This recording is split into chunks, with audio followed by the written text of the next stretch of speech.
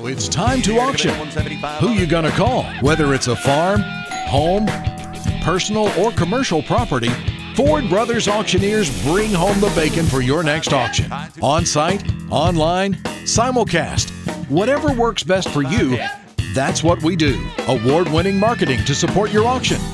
And FordBrothersInc.com has the most unique visitors for auctions in the market. Give us a call for your next auction. At Ford Brothers, we're selling the country.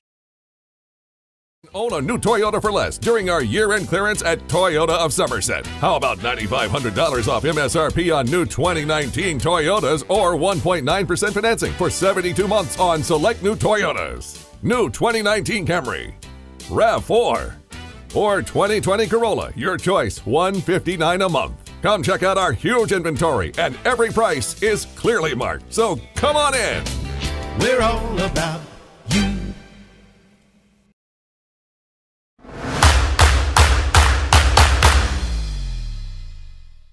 Minutes. Go ahead. Ladies and gentlemen, thank you for tuning in to Lake Cumberland Sports, where tonight's Friday night high school football is proudly brought to you by Quick Care Walk-In Clinic, high school football, presented by Don Franklin Family of Dealerships. I'm Robert Reed alongside Chris Staten. Tonight's game features the home team Somerset Briar Jumpers versus the McLean Cougars. For those of you keeping score at home, I had always thought that it was McLean, but I guess it's McLean. So I got a little bit of a vocabulary lesson before this game started tonight, Chris. From Calhoun, Kentucky, which is just southwest of Owensboro. And we talked about it last week and kind of surprised, like everybody, one of the bigger upsets in the state last week. McLean County comes out and shocks Owensboro Catholic 38-37 to advance to this game. So McLean County. Cougars. When we all thought Owensboro Catholic would be out here, McLean County comes back, avenges an early season 55-31 loss to come back to stun the Owensboro Catholic team by 1 point in regulation. That's a heck of a comeback in one bit of time in, 4 weeks? Yes, and Somerset got the revenge game as well. They went up to Lexington Christian last week and played an amazing, hard-fought game and had the 28-27 victory to cap that one off, and able to bring it back here to Somerset for possibly the next 2 games. This one being the regional championship. We talked about they won the district last week. This is the Class 2A regional championship before they would host either Breathitt County or Beechwood. Well, actually, any 4 teams. Could be 4 teams next week. Most people probably saying that it's going to be the favorite tonight. It has to be Breathitt County. That's the game that everybody here is going to be watching is Breathitt County and Walton Verona. Right. Walton Verona actually being probably the best overall team to this point that Breathitt County has faced. And if you look at Breathitt County's record, they're undefeated at this point. Yes. Having played their best 3 teams on schedule, they played Middlesboro twice, and I think it was Pike County Central. Both of those teams finished the season right around that 7-5, 8-4 mark. Breathitt County untested, or do you think they're for real? Breathitt County has a long history of being a very good football team, but and everybody said it. I haven't had a chance to watch them personally yet, so I don't know. I'm going by hearsay, but they have played in that mountain district over there and played a much weaker schedule than anybody else. I think they have the players. I think they have the ability. But when they go up against a Somerset squad or a Mayfield squad, it's going to be a whole different level. And just like tonight, McLean County, taking nothing away from them, but this Somerset team is going to be the best offensive and defensive team they faced all year. And one of the stats that you threw at me before the game that this McLean, see, I already told you I was going to do it. McLean County team has only thrown the ball 35 times this year. Yeah, you're looking at their stats. For those of you guys that don't know much about them that's coming in tonight, they are a run-heavy offense. Looking at some of their stats, they've rushed the ball 606 times for 4,013 yards and have 56 rushing touchdowns. But in comparison, they are only 14 of 35 passing this year. and have thrown for 496 yards, though, on 5 touchdowns. So they take advantage of teams sucking up, pulling up on the run. They throw over top and have big plays. But, 35 times on the year, 14 out of 35, Kai Sharon's thrown the ball some games 30 times in one game. Exactly. Quick Care Walk-In Clinic says just walk in when you need us. Any sport, any season, sports physicals at Quick Care are only $25. Don't make an appointment. Don't pay for an office visit. Don't sit around the waiting room for an hour. Quick Care gets you in and out and on the field for less. They're conveniently located right behind the hospital just off Bogle Street in Med Park West, and they're open late, 9 to 7 on weekdays, 10 to 3 on Saturdays. Quick Care serving Pulaski County and Somerset for over a decade. 23 minutes and 12 seconds to go before kickoff. Any early game thoughts? We'll go ahead and get into the keys of the game. So if you got any early game thoughts of like what would you do if you were McLean County tonight to try to come out of here with a win against Somerset? Well, McLean, they have to do what they do, and that is line up and take the 4 or 5 yards that they can get on each run. They run a lot of variations, design type of I'm taking the window out on us over here. Anyway, they run a whole lot of different formations and variations out of it, but they are not going to spread you out. They're going to do it with misdirection and counters and sleight of hand and try to get you looking somewhere else you go like a magician does. And that's one thing they have to do, and that's control the game, control the clock, take the ball down the field, do not let the Somerset offense get out on top. The keys of the game are brought to you by Century 21 Advantage Realty Key Associates Kathy Sears. When you are in the market to buy or sell a home, be sure to call Kathy at 606-875-2120. Key to the game tonight for Somerset if they're going to come out with a victory. Get out on top early. Put the ball out, go score, and score some more, and do not let McLean take the air out of the ball, so to speak, and make this a shortened game. If they can get out, quick strike offense, I expect to see some big chances taken to Kay Grundy down the field and to Jaden Gilmore down the field early and often, trying to get some points on the board. But McLean County, watching them on defense, a lot of times they only bring 3 guys and drop 8. So they're going to try to take that away from you and keep the ball in front. So it's going to be a battle of wheels tonight. A big thank you to Don Franklin Somerset Family Dealerships, Kentucky, for presenting tonight's coverage of high school football. Be sure to take advantage of the end-of-summer savings at any of their Somerset locations. Visit them on Facebook at Don Franklin Somerset Family Dealerships, where they treat you like family. One thing that I could probably say about this Somerset team, they've as battle-tested as I think any team that they'll face. Tonight, they're fortunate enough to come out with a win. Next week, fortunate enough to come out with a win even on to December 7th at Kroger Field. Yeah, they by far, we've talked about it several times this year, there's not been an easy game in this playoffs especially, and even during the season. They had one game that I felt like that it was a layup, right, so to speak. Rest of the time, they've played some very good 1A schools that are advancing on, and they're still alive in the playoffs. It's a very tough 2A schedule with Danville and Washington County and LCA, of course, and even the Montgomery County team that we beat early on in the year. They've turned around and played a little bit better in the second half of the season. Yeah, and especially when you throw in that they played LCA twice, Corbin, Beechwood, Williamsburg, Hazard. Who else am I leaving out? I'm probably leaving somebody out, the most obvious. Played Danville twice. It should be enough to prepare them for a team like McLean County. Oh, I did it again. McLean County. I'm going to get that right before the night's over, I hope. But that's the thing about tonight's game. The matchup situation for McLean County could be maybe a bit overwhelming. One of the stats that I looked is they're averaging giving up about 20 to 25. I should have got the actual average before we started, but I was noticing that on the KHSA website before we started, that even some of the teams, I think they played an 0-10 team, and I'm sorry I can't remember the name of it, but even gave up 20-plus to that team as well. So susceptible on defense, but can still put a lot of numbers up on offense. But I don't know that this McLean County team has seen a team like Somerset as of yet. No, and you talk about it, the McLean County team that comes in, they're smallish in size. They've got one bigger back, number 34, and that's Peyton Caraway. And they have 3 backs that have carried the ball over 100 times this year. Landon Capps, number 6 for them, is 5'9", 140 pounds, but he's kind of their speed back. Then you have Andrew Caraway, number 34, who has carried – I'm sorry. Yeah, I had it right. Peyton Caraway. 126 carries for 859 yards, and he's the bigger back.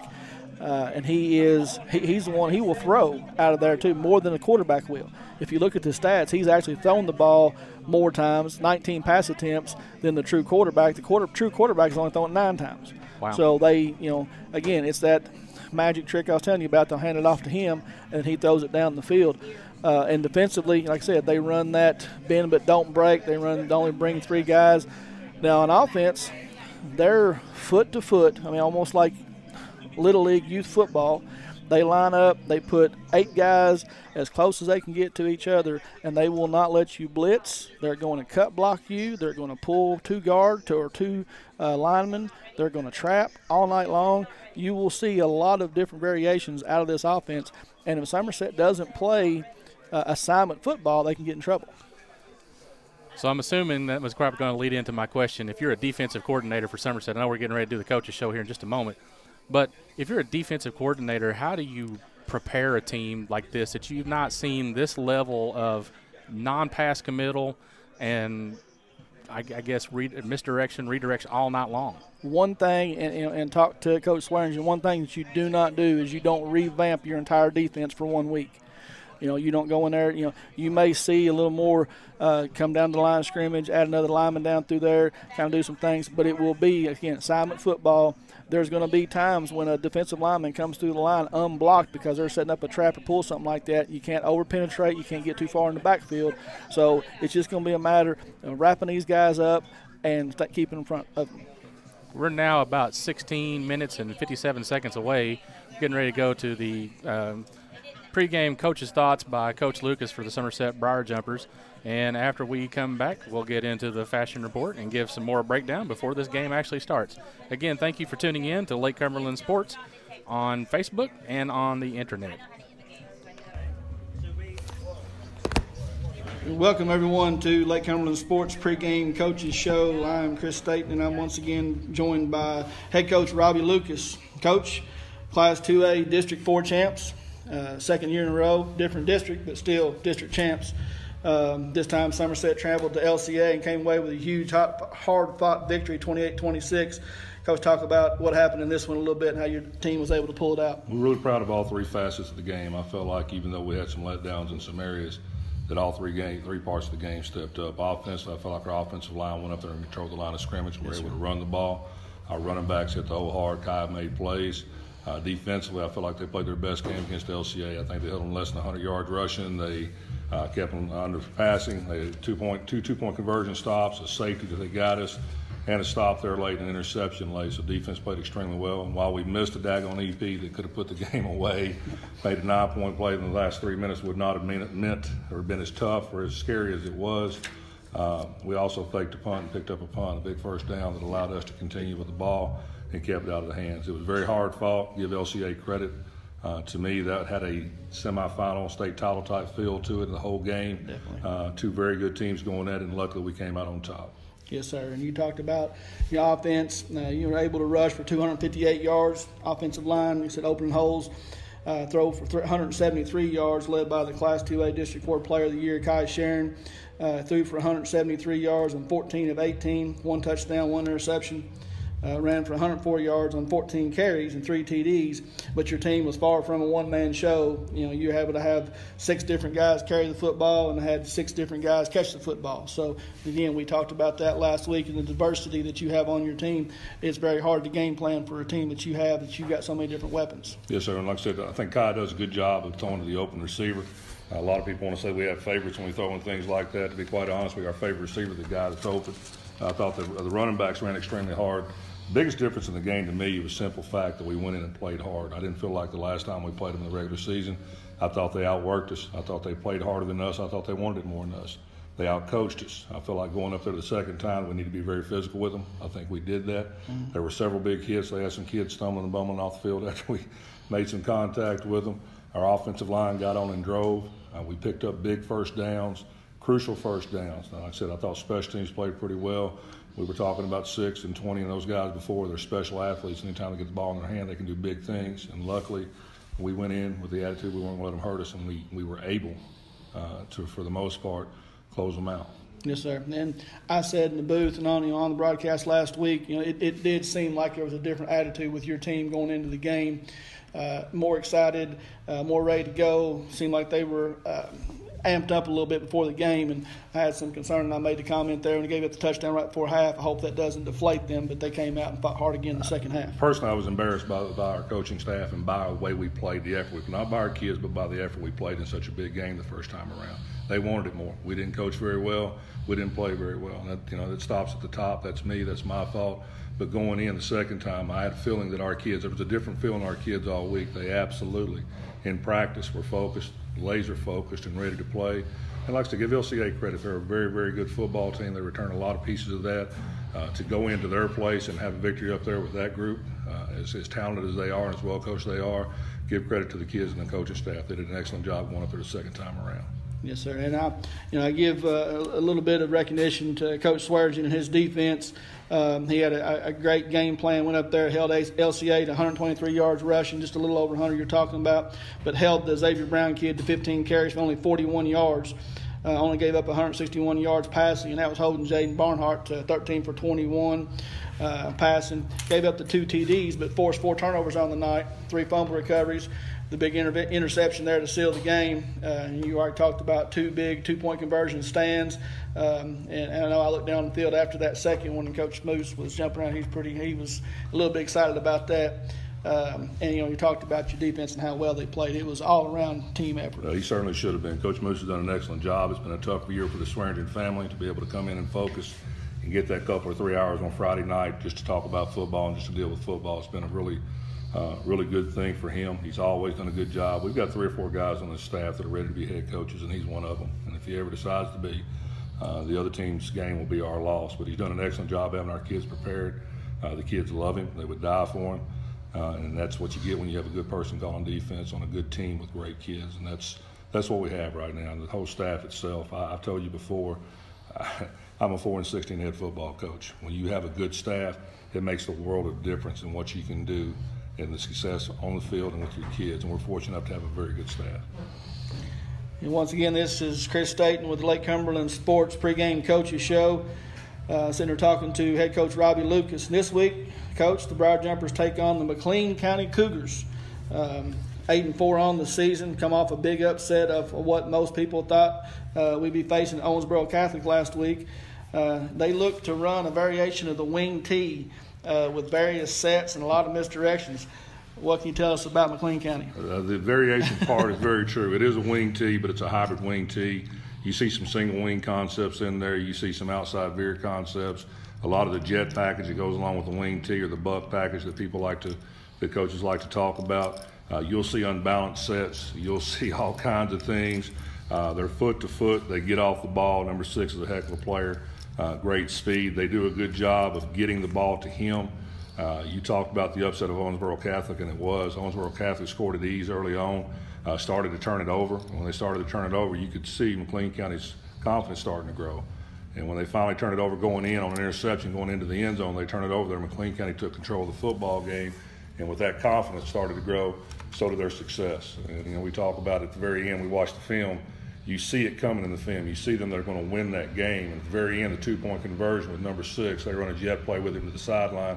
He's met at the 1-yard line. He's not a very big running back, but he fought and scrapped everything he was worth at getting the end zone, which tells you this is a team that didn't get there by accident. It's a team that came in and played. They had been beaten by 30-some points 3 or 4 weeks before that by Owensboro Catholic. It proves how dangerous teams are this time of year, no matter what their record is. Yeah, yes, sir. And if you're wanting to come out to the Briar practice this Friday night and watch the ball get slung around, you're not going to see it in this game. They've only thrown the ball 35 times on the entire season, 496 yards for 5 touchdowns. And in comparison to that, Somerset has thrown the ball 213 times for 2,670 yards and 22 touchdowns. So they are going to run the ball. They do take an opportunity. They get defenses cheating up, and they will take a chance and throw it over top, and they've been successful with it. They have. They've even got the Tim Tebow pass, the old Johnny Unitas pass, if you will. They'll hand it to the kid, will duck down like he's running it. He pops up and hits the tight end with it. They've got the reverse pass. They've got the jet pass. They lull you to sleep by running the ball, and they do a very good job doing that. They're very physical. The big thing that concerns me is they use the clock. If it's 40 seconds on the play clock, they take it down to 1 second before they snap it. 25 the same. If the running backs run to the sideline, they fall down in bounds in order to keep the clock going. So if you turn it over, if you don't do what you're supposed to do and take care of the ball, mental mistakes, things like that, you could only touch the ball 4 or 5 times in the entire game as an offense. So defensively, we need to make sure that we are able to get that ball back, get them 3 and outs, get them out during big plays. They'll go for it on 4th down. They're playing with house money, I believe. Their kids are believing, and it makes them a very dangerous team.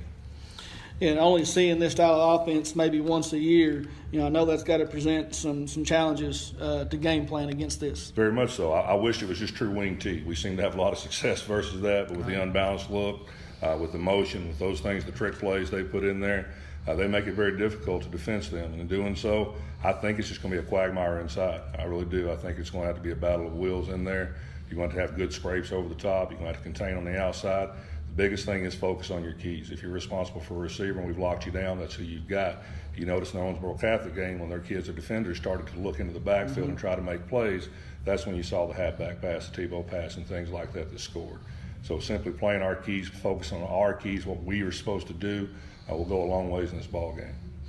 Yeah, and I think coming out of the LCA game last week, that was another thing that I noticed in the first game this year against them. We had guys getting hurt coming out of the lineup.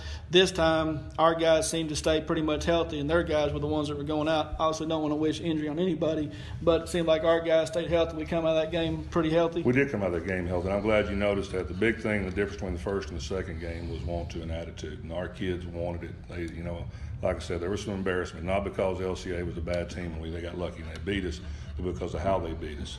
So the physicality of the game was good.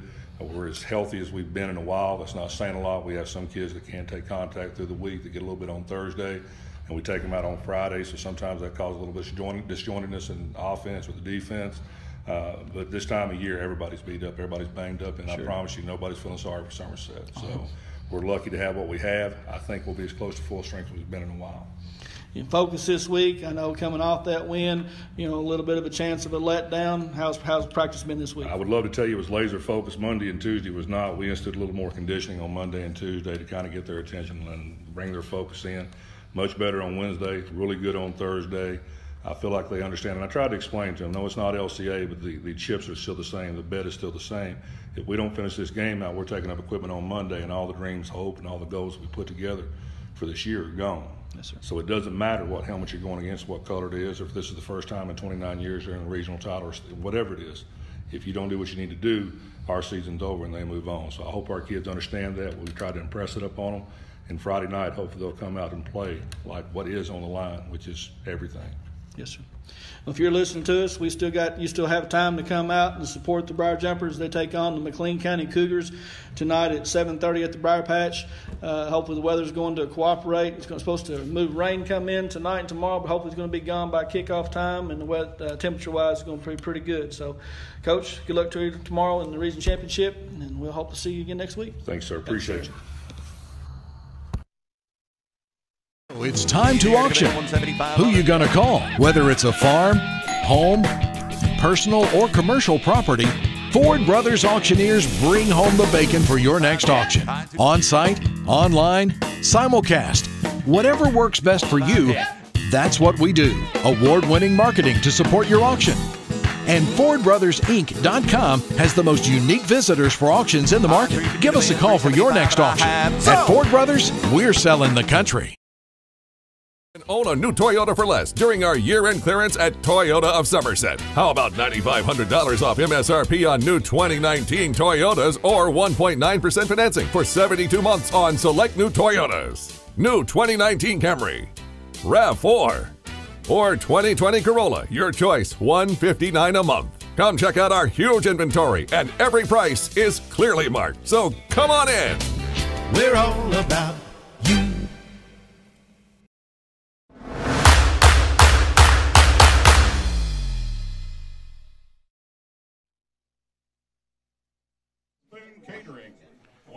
And Chris, we are back.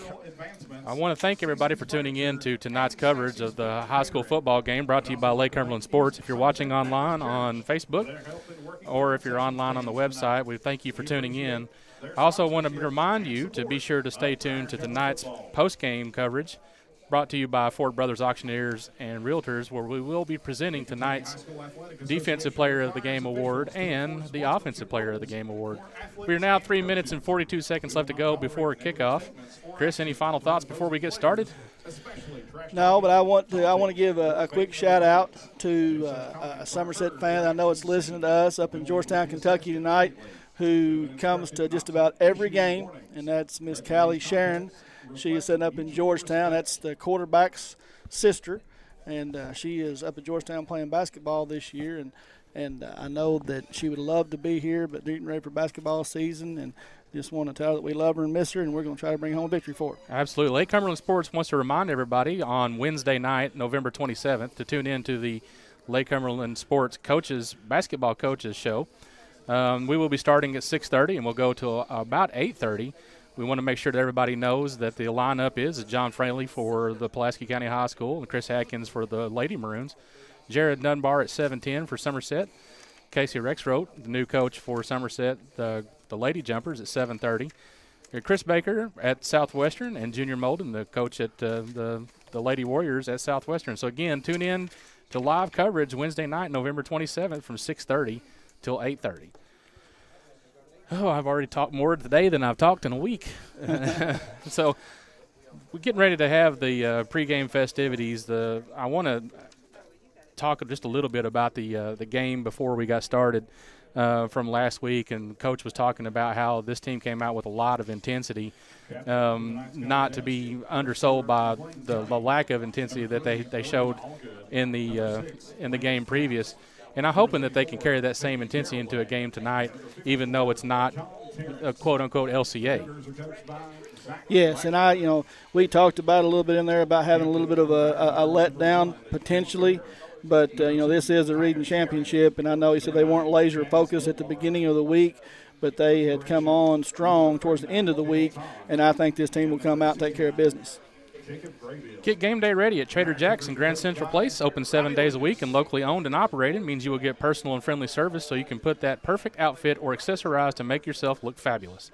Check out the new fall fashions that are arriving daily. That's at Trader Jack's. Tonight, Somerset comes out in their black uniform that they unveiled a couple of weeks ago. The uniform is black with Somerset down the side, a black jersey with a gold numeral trimmed in purple, with some gold stripes with a purple stripe down the middle, and a traditional gold helmet. For the McLean County Cougars, they come out in a maroon pant with a white jersey, maroon numeral with a gold, I guess you would call that top to the jersey. I don't know what the shoulder part of the jersey. And on the top, something that Chris brought to my attention, a helmet that favors very much the Michigan Wolverines. The old Wild Wing they have, and I was talking to one of the McLean County assistants up here in the booth before the game, talked about their coach is a huge Michigan fan, and he brought that helmet with him when he came into the team. Well, you think you can go down and talk Coach Lucasen doing the same thing for you for one game? No, I doubt it. I like the gold headgear, so let's stay with that. Yeah, I do too. I wonder if they'll ever veer away, and maybe you can help me out with this since we got a couple of seconds here before actual kickoff. Have you ever seen any variation outside of the traditional gold headgear that Somerset wears? It seems like I do remember back when I played here, Robert, that we did at one point in one time that we had an S, a purple S on the side, and actually maybe had a stripe at some point. So there was a little bit of a variation, but not a whole lot. Yeah, I remember a purple stripe a few years ago for the Meese Middle team, but I haven't seen anything that varies too much from that. As we get ready for a kickoff here, I want to talk about the coin toss. Tonight's captains for Somerset were number 2, Kai Sharon, number 69, Jacob Graybill, number 39, Kel Todd, number 1, Jace Bruner.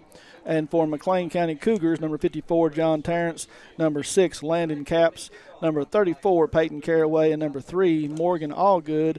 And the Cougars won the toss and elected to receive, so the Briar Jumpers will be kicking towards the field house to start this game, and we'll get a look at this McLean County offense right off the bat. Well, the one thing that Coach Lucas touched on on the coaches show before the game, he mentioned that the McLean County offense they're in no hurry to run any play. That they're going to try to shorten the game the best they can by running the clock the whole time, keeping the players in bounds, and just clock management, 100% clock management. So I think your key to the game about getting Somerset's offense to come out here and jump on them early will actually change their whole outlook and the way that they present or come into this game tonight. And Tommy Wombles is set up ready to kick it off. He's going to kick it away, set deep to Houston Bolton, and it's a line drive, deep kick right to the 6-yard line, and Bolton's going to take it right up the middle. He's looking for a little room. He gets a crease right across the 30, takes a stumble, but gets all the way up to the 35-yard line. Turf Monster got him there, Robert. Yeah, thank goodness, too, because he was coming with a full head of steam. Caught him right in the middle of the field. Showed great quickness by the young man to be able to get a long return, and it's probably one of the first kickoffs I've seen that have went past the 30-yard line in quite some time. It was a low line drive kick, but you're right. It did get a little bit deeper than we're accustomed to. So McLean breaks the huddle, and they come out in the double wing set. One running back in the backfield and 2 tight, sends a man in motion, and it's just a quarterback keeper, and he is hit immediately right there by Dylan Keith, and he's dropped for a short loss on the play. He's going to bring up 2nd and about 12. That's where the Somerset defense is going to have to win the ball game tonight. There can't be a letdown at the line of scrimmage, and the first play goes for negative yardage, so that's exactly what you want to do if you're the Somerset defense. Yeah, loss of 1 on the play. I said 2, so a 2nd and 11. So McLean comes out this time, sends Landon Capps out wide to the left, double wing formation again, sends a man in motion. This time it's a reverse back to number 35 around the left side. He's looking for room, and there's nothing there. So Andrew Munster takes the carry, and the Briar Jumpers are there for another loss on the play. Going to take it all the way back to the 32. Can't complain about the way Somerset defense has come out the first 2 plays of the game. If this McLean County team is going to establish anything, they're going to have to do it up front. And this may be one of the bigger, more physical defensive lines that they faced all year. Yeah, I will not disagree with you. And you're looking at, we talked about the base set. They only have the 1 safety back, but for the most part, Briar Jumpers are in their 43 defense, and they've not changed a whole lot. Capps comes under center. Man jumps, but no flag. Just a sweep around the right side to Capps, and he strings it out. A little bit of running room. Flag goes down. He gets all the way up, still running. I thought he stepped out, and they are going to mark him out back here at the 40-yard line. It'll be interesting to see what the flag's going to come. It came right at about the spot where the runner took a cut, so I'm wondering if that's a hold on the offense. Yeah, it is holding on McLean County, so be curious to see if Coach Lucas drives them back, which I think against a running team, I would think that you'd want to move them back. It'll be 10 yards from the spot of the foul, so looks like he's going to mark off the penalty on that one. They're going to take it all the way back to the 27-yard line. So now it's going to be 3rd and about 17, looks like to be. I like the aggressiveness of this defense early. And I know that eventually McLean's going to have to try to get the ball in the air a little bit to keep this Somerset defense honest. But right now, Somerset's just having their way. Miller goes under center. It's just sweep to Capps again around the right side. He's looking for some room to cut back, and there's just nothing there. He gets up across the 30 up to about the 33 where he's brought down on the play. Kai Sharon and Jacob Graybill, and it's going to be 4th down. And McLean County is going to have to punt after the first possession. If Somerset can come out right here, I was noticing the way that Cade was running. Looked like he went out on the off week and bought him some black cleats to match that black outfit. Yeah. That's a pretty nice look, I have to admit. Cade Grundy breaks one here right now. What timing it would be, and it would be an early backbreaker for this McLean team.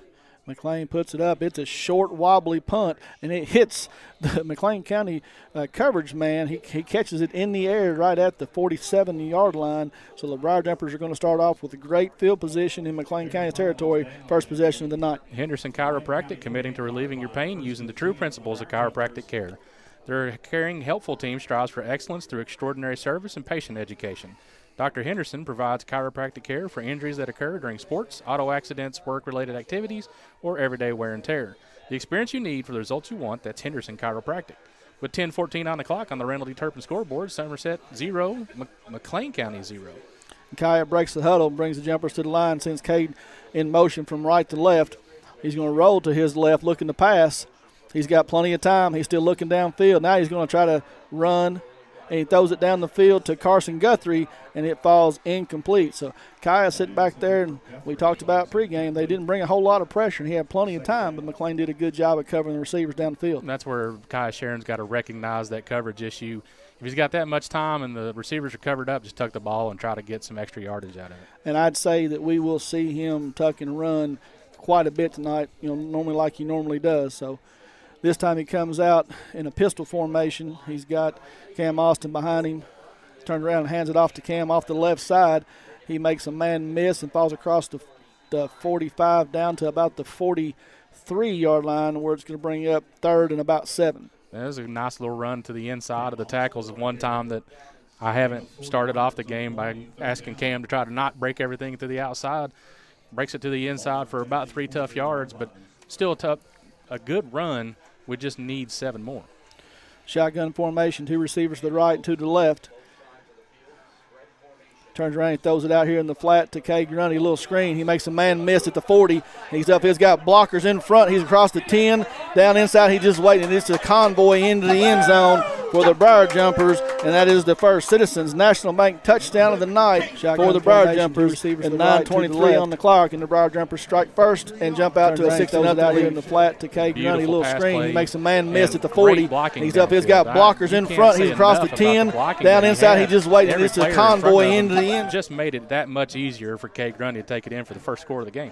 Yeah, they did a great job of leading him into the end zone. There was one white shirt down there amongst about 7 black shirts.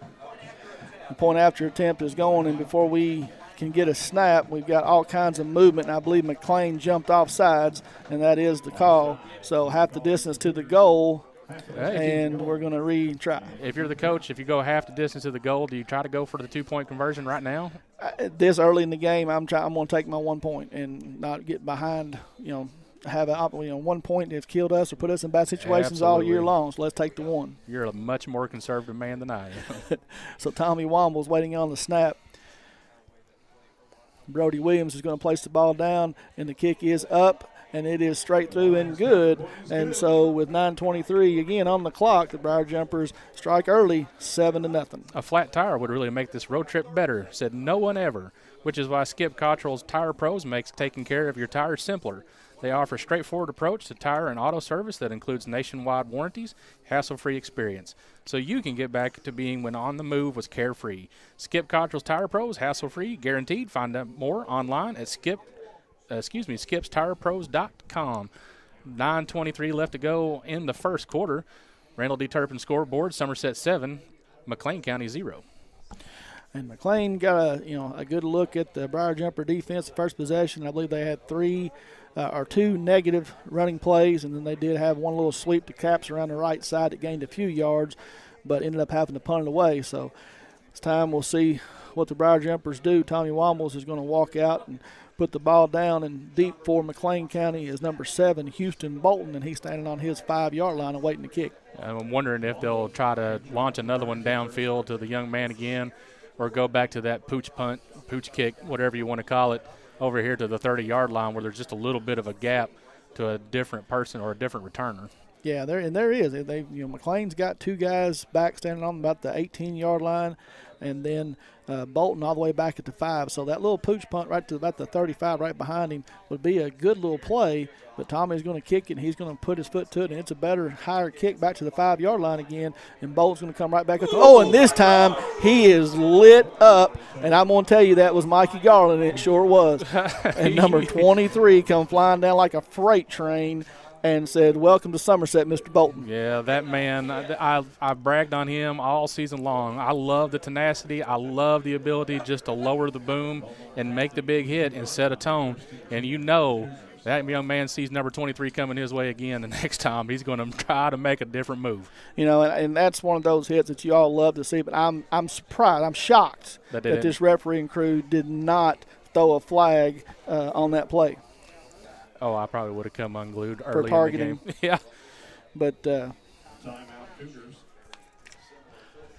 and we got a timeout on the field with 9:16 left to go in the first quarter. Somerset 7, McLean County 0.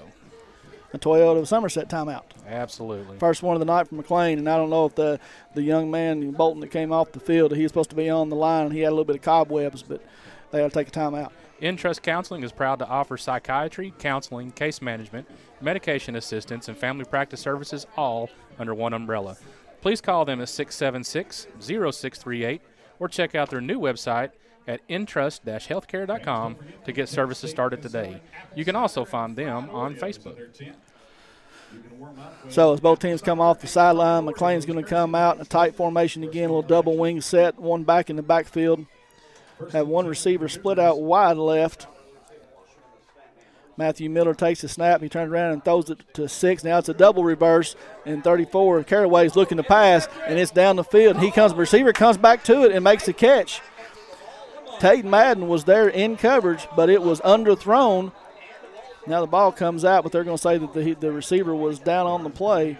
But there's that double reverse pass that we talked about, Robert. And Peyton Caraway just threw it up, and it was well underthrown. Tate Madden was there, but Caps came back to it and made the catch right across the 50 to the 48 before he's brought down. So a big first down for – He had plenty of air under it where Tate Madden could have made a play, and I don't know if he slipped and fell or what, but as soon as the coverage was broken and the catch was made, there was a lot of a light to the end of the tunnel for that young man. It was just a good thing that the Somerset defense was quick enough to swarm to get to it.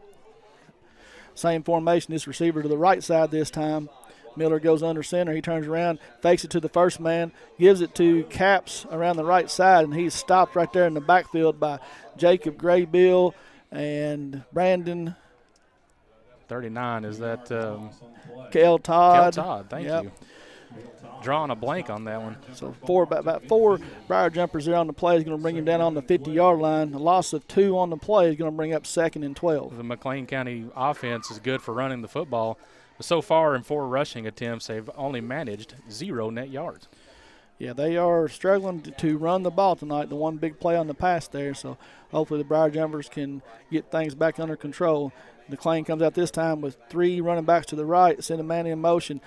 Miller's back to pass. He's under pressure, and the ball is stripped out, and it comes out, and it looks like we have recovered it, but did he stay in bounds? Still no signal from the referee, so it looks like it's going to go out of bounds right here. Still no signal. Looks like there's going to be a little bit of a conference out here in the midfield. I don't know if he was able to recover it or not.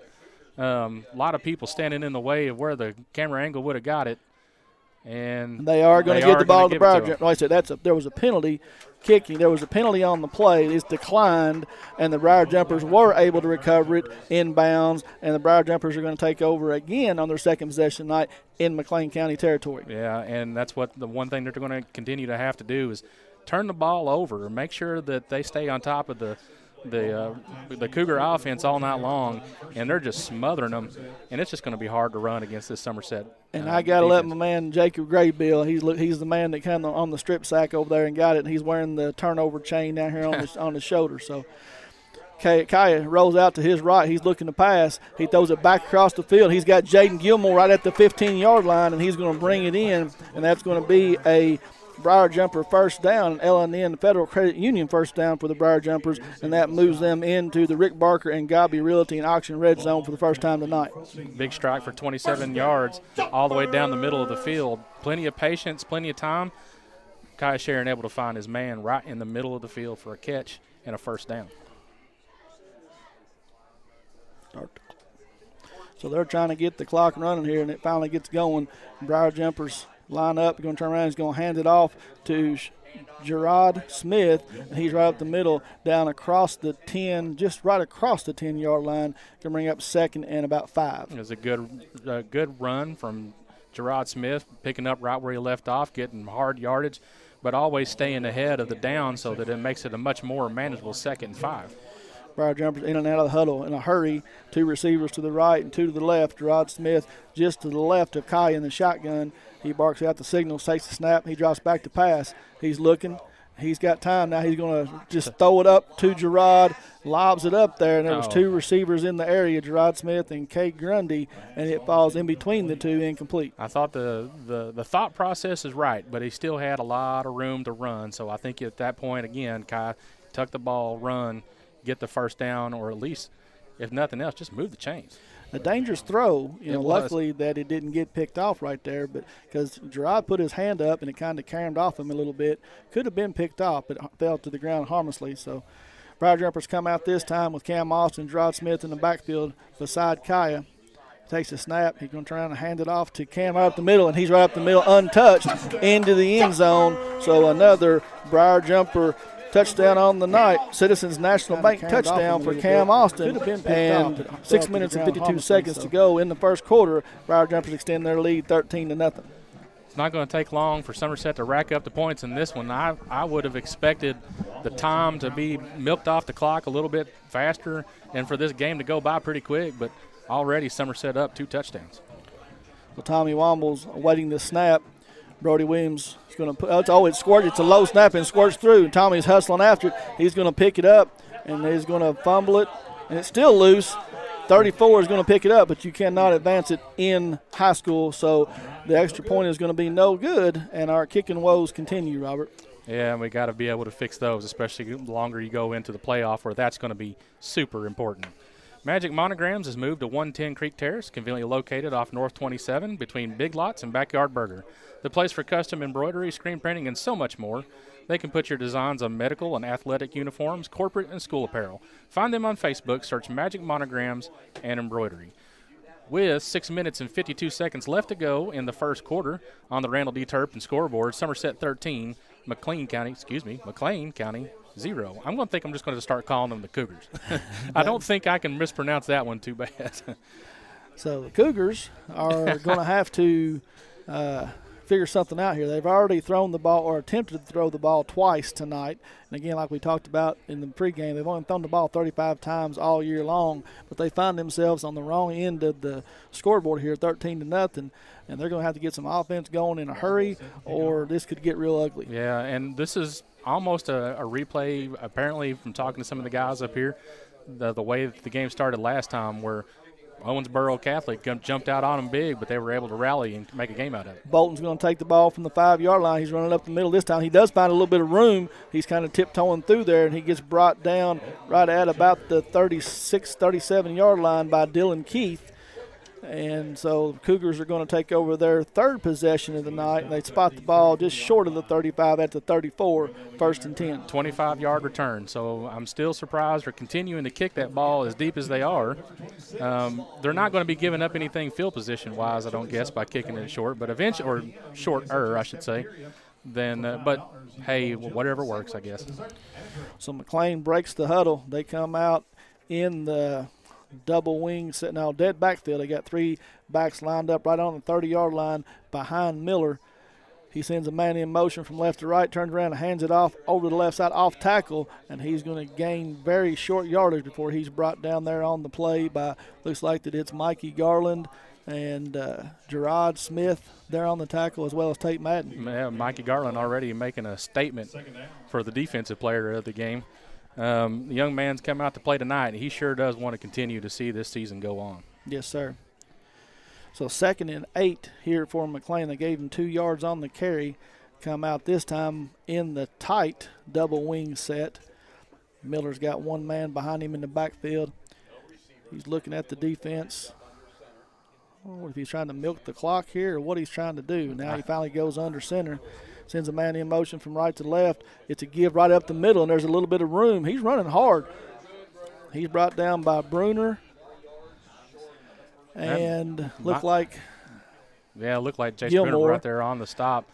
But 35 on the carry there, Andrew Munster. He ran hard and carried a tackler for a couple of yards, and he's all the way up to the 43. They're flagged down, and it's going to be a face mask. I didn't see the flag, Robert. I didn't either. And that's something that we don't want to do at this point. We don't want to get into this battle of giving people the the 15 yards, the 10 yards, the 5 yards over and over and over again. So a 5-yard face. I thought they did away with it. I thought they were all 15-yarders now, but they only marked off additional 5, and it gives the Cougars a first down just short of midfield. They come out with an unbalanced set to the left side. Miller goes under center. He calls out the signals. I think he's waiting for the clock to wind down. So this is what they're trying to do. They're trying to shorten this game. He finally takes the snap, and he's run into right there in the backfield for as soon as he handed it off to big number Tyler Harvey. Yeah. And right there sitting on that play. Good defensive effort by the young man just to be able to break through the line and make the stop in the backfield. Just a beautiful, beautiful play. So just a turnaround and a give, trying to get some overbalance. They got an unbalanced line to the left, trying to overpower the Briar Jumpers, and Tyler Harvey was having none of it. And he got right back in the backfield and dropped him all the way back at the 45. So it's going to be 2nd and 13. He must be jealous wanting that turnover chain too. So the Cougars come out this time, double wing set, one back in the backfield. Miller under center, sends a man in motion. It's a fake, and quarterback's just going to keep right back up the middle, and Kel Todd hits him right there at the original line of scrimmage. And it's going to be a short gain on the play, so Miller's going to pick up about 2 on the play, and it's going to bring up the Turner Realty Group 3rd down, opportunity for the Briar Jumpers to get off the field again. One thing that Somerset's going to have to be careful of right here, and I noticed a little bit of pushing and shoving after the play was blown dead. We don't need any dead ball personal fouls to continue any drives tonight, because that's just something that plays into the favor of the other team. Well, and from talking to some people that knows a little bit about this McLean County team, there's a little bit of dirty play that goes on by this team, so the Briar Jumpers have to keep their head. Miller moves under center. Caraway comes in motion. He's looking to pass. He's going to throw it out here, and it is complete to number 19, it looks like. Number 19, Connor Baldwin, and it's up close to, and it is past the first down. They're going to mark him at the 41-yard line. So, again, big number 34, Peyton Caraway, takes the little toss pitch from Miller, and he throws it down the field, and they're going to get another first down. Yeah, and that's where the majority of the yardage is going to come from tonight. If you're going to be able to keep them off balance and just shovel in a random pass play from here and there, I mean, that's how you're going to win tonight's game. And Somerset's got to key in on that a little bit. They're mid in position to make the play and make the stop, but just got to get a little extra effort. Dead backfield, 3 back standing right on the 45-yard line. Caraway comes in motion. Miller turns around and hands it right up the middle. Now it's a fumble, and I'm going to tell you we've got it again. Yep, it is. And another turnover for the Briar Jumpers, and they're going to take over right at the 41-yard line, it looks like. So try to give it to the first man through. And Jacob Graybill get another one? Yeah, he's got another one. I think he's just going to decorate that thing and wear it all night tonight. The young man, I guess he's jealous of what Mikey Garland's doing. He's going out there laying the big hits, but this guy's got, 2 turnover recovers already in the first quarter of this game. First quarter, 3:33 to go in the first quarter, and Briar Jumpers lead 13-0, looking to extend their lead. Pistol formation. Kai turns around. He hands the ball off to number 35. This Guy Bailey. Good freshman getting a little bit of run. That's an impressive first down run by the young man. Big first down. Looks like they are going to give it to him. So that's another L&N Federal Credit Union first down. Gain of about 11 on the play. So now the Briar Jumpers are crossing midfield, and it sets right at the 48. Somerset coming at him, running back by committee, and I like it. We got Guy Bailey and Cam Austin in a pistol formation. One receiver right and one left. He's back to pass. He's going to swing it out the right side to Guy Bailey. He makes a man miss at the 45 across the 40. Another 9-yard gain is going to take the ball down to the 38, where it's going to be a short second down here. Good running by the young man. Good kid's got great vision to be able to square his body and look downfield. And that's something that a lot of the freshman kids, they just don't have that ability. And it's great poise by the young man to go out there and make 2 plays in a row and almost 2 first downs in a row. So shotgun formation. Bailey and Cam Austin back there going to try, and Kai's going to keep it this time around the right side. He's got some running room, got a blocker out in front. He makes a man miss right at the 30 and hops out of bounds right at the 26-yard line. So that's going to be another L&N Federal Credit Union first down. And the Briar Jumpers are on the move again, Robert. Yep, and that was his first rushing attempt of the night. And come at the right time. Again, if that McLean County defense is going to give you that much time, just use it and abuse it in your own way. We talked about the diversity of this Briar Jumper offense. They had 7 different ball carriers last week against LCA and had 6 different receivers catch a pass. Who do you key on? Yeah, that's going to make it tough for every team to scheme somebody defensively. Kaya takes the snap. He rolls out to his left, throws out here to K. Grundy at the 25. He's got a man on his hip, and he's going to ride him out of bounds right at the 18-yard line, and that's going to put the Briar Jumpers in the Rick Barker and Godby Realty and Auction red zone for the second time tonight. Going to be 2nd and 4. 2 catches so far tonight for K. Grundy, 1 touchdown and 52 yards, and you can make a living off of that. Yeah, you sure can. So K. Grundy goes wide to the right. Jaden Gilmore wide to the left. Got Gerard Smith and Cam Austin in the backfield with Kaya. Takes the snap. He's going to ride Cam Austin along the right side and hand it off to him. He's across the 20. He makes a man miss at the 15, the 10, and he is in for another Briar Jumper touchdown. And there's one of those dirty plays we talked about at the end of the play. Cam's 5 yards deep in the end zone and running out of bounds, and he gets shoved out of bounds. So they're going to give a personal foul here to McLean County. And everybody will be able to see this on replay. It was a great move to the outside, breaks the 1 tackle, gets into the end zone. Play was already over. Number 5 shoves him out of bounds, and that will actually get tacked on to the kickoff. And, again, if you're McLean County, you really don't want to give that kind of field position to Somerset. No. So they'll get that on the kickoff, so it'll come up here after the try. Personal foul on McLean County. So see if we can get our extra point woes. And, the woes that we've had on extra points, Robert, has been on the snap more so than the kick itself. Right. It throws off the timing. So we'll see if we can get here. Williams is waiting for the ball. Here's the snap. It's good this time, and it's up, and it is through. And so they do tack on their lead with 1 minute and 35 seconds to go in the first quarter. Briar Jumpers 20 and the McLean County Cougars 0. At Widest Cabinets, they provide their customers with friendly service. They value your business, and it's their mission to provide reliable products and services. The courteous and professional team at Widest Cabinet Design Center can turn your vision into reality. Visit the Widest Cabinet Design Center on the corner of South 27 and Slate Branch Road to learn more about what they can do for you. With 1 minute and 35 seconds left to go in the first quarter on the Randall D. Turpin scoreboard, Somerset 20, McLean County 0. So after the personal foul penalty there at the end of the play, the Briar Jumpers are going to come up, and they're actually going to be kicking off from the McLean County 45-yard line.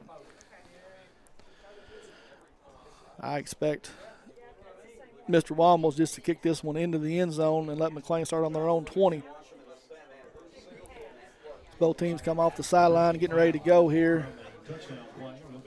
Quick score report for the team playing down the road, Southwestern, traveling up to Frederick Douglass. No small task there tonight. At the end of the first quarter, Southwestern is down 16-0. Yeah, that's kind of what everybody expected. Hopefully Southwestern will put on a good showing and it won't get too out of control. Yeah, absolutely. I know that the Southwestern quarterback, Xavier Streeter, got hurt.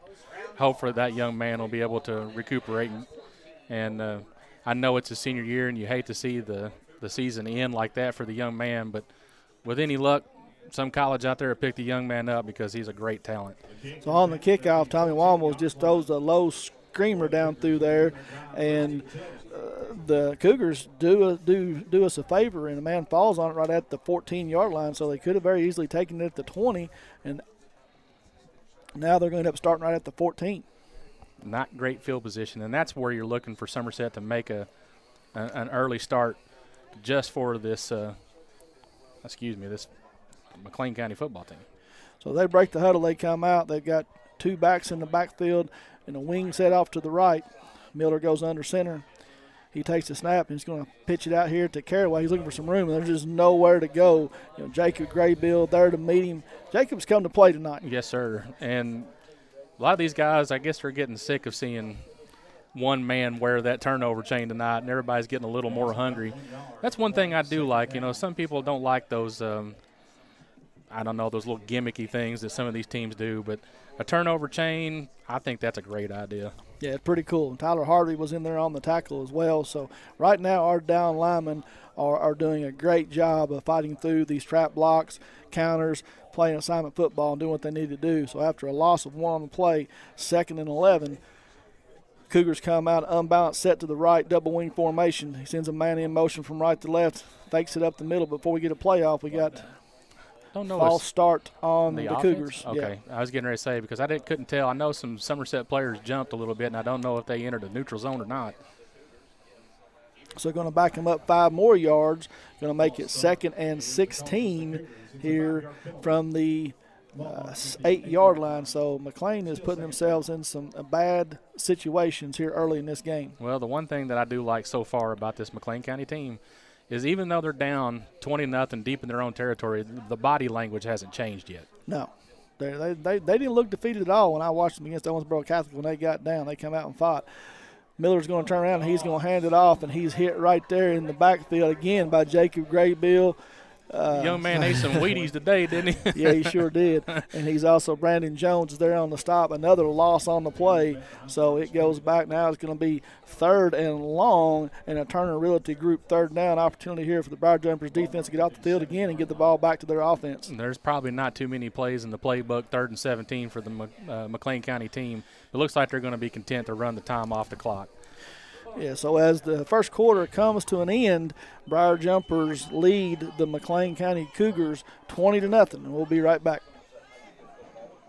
Ford offers complimentary lifetime powertrain protection with every qualifying new and pre-owned vehicle we sell. Engine covered, transmission covered, drive axles covered for life. You're covered as long as you own it. And that's on every qualifying new and pre-owned car, truck, and SUV, even diesel trucks. Shop with complete confidence and peace of mind with Alton Blakely's complimentary lifetime powertrain protection program.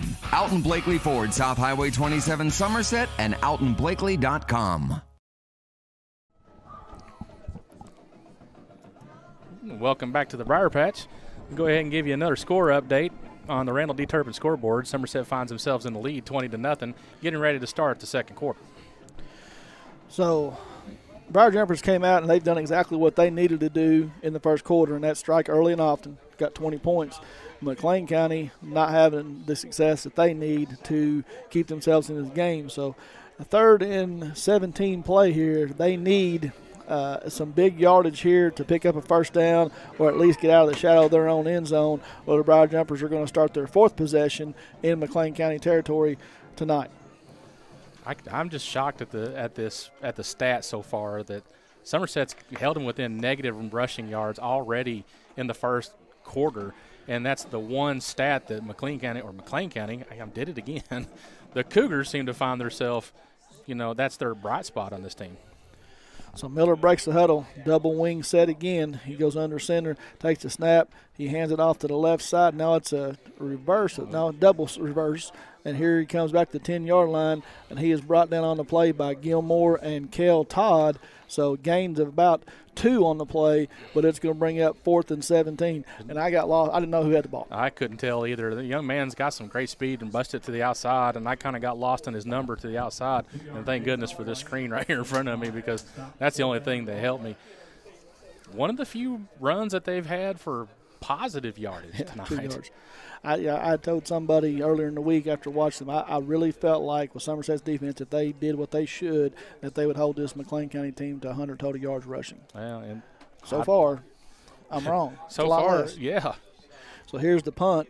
It's high, and Cade Grundy's going to take it right at the 40-yard line. He makes a man miss. He's got a blocker. He's up the sideline. He's got down to across the 25, down to about the 21-yard line. So the Briar Jumpers are going to be knocking on the door of the red zone already once again. Yeah, and what is the points in high school football to get running clock? 36. 36. 36. You are 16 points right now, 11 minutes and 5 seconds to go in the first half from seeing that actual happen, and I did not see this coming. They're going to put the ball down right at the 20-yard line, and the Briar Jumpers are going to come out, pistol formation. Got one receiver to the right, Grundy to the left. Sharon calls that a snap, and before we get anything, we have flags thrown. Got a little bit of movement up front. front. We have false start on the Briar Jumpers. I didn't see anybody jump, but somebody apparently moved. Yeah, the front 4 of the McLean County defense, they all kind of fidgeted right up front, and I saw somebody give just a small amount of movement, but I couldn't tell who it was on the offensive line. So 1st and 15 for the Briar Jumpers And Guy Bailey is in deep the backfield in pistol formation. Kai's going to try and hand it off to Guy off the left side. He gets hit, getting drugged by the foot down to about to the original line of scrimmage, maybe a yard short, going to place the ball at the 21 where it's going to be 2nd and 11. Yeah, that's the get almost a penalty yardage back, which is fine. Puts you in a 2nd down position, gives you I don't want to say manageable, but so far with the way the offense is working, it's manageable. Briar Jumpers break the huddle. Gilmore goes wide to the right, Grundy wide to the left, pistol formation. He's got Bailey in the backfield, and Kai has dropped back to pass, and just a slant pass to Jaden Gilmore right at about the 18-yard line, and it bounces off his hands and falls incomplete. So 3rd and 12 now for the Briar Jumpers. Yeah, and that ball hit him right in the hands, one you got to reel in, and it's lucky that with the deflection, it almost landed right into the defender's hands. And he'd have had a little bit of daylight to run had that one not hit the ground first. And that's definitely one thing that the Briar Jumpers have to avoid in this type of game out big is don't give the Cougars any kind of hope. Absolutely. So 2 receivers to the left and 2 to the right. Kaya drops back to pass. He's getting some pressure off the left side, and the ball's knocked out. Now, I'm not sure who's got it. They're waiting, and McLean County does get the turnover. So, you take a team that – is not looking very good, and you give them a turnover and stops the Briar Jumper from scoring right there. Well, you couldn't have gotten better starting offensive position if you're Somerset to get another score on the board, and then you go effectively 3 and out with a turnover, and it's just not what you want to see from this team. No. So Kaya had that ball. He had pressure off the left side almost immediately and was looking to try to avoid the rush and had the ball sticking out there and got it knocked loose, and McLean was able to recover it. So 1st and 10 for the Cougars right at the 26-yard line, and they break the huddle, come out in an unbalanced line right, dead formation, that 3 backs in the backfield, all in a straight line. Sends a man in motion, and there's some movement along the defensive line, and I think we might get an encroachment here by the defense, and we are. Yeah, and they pointed right to the side about the time that you said that.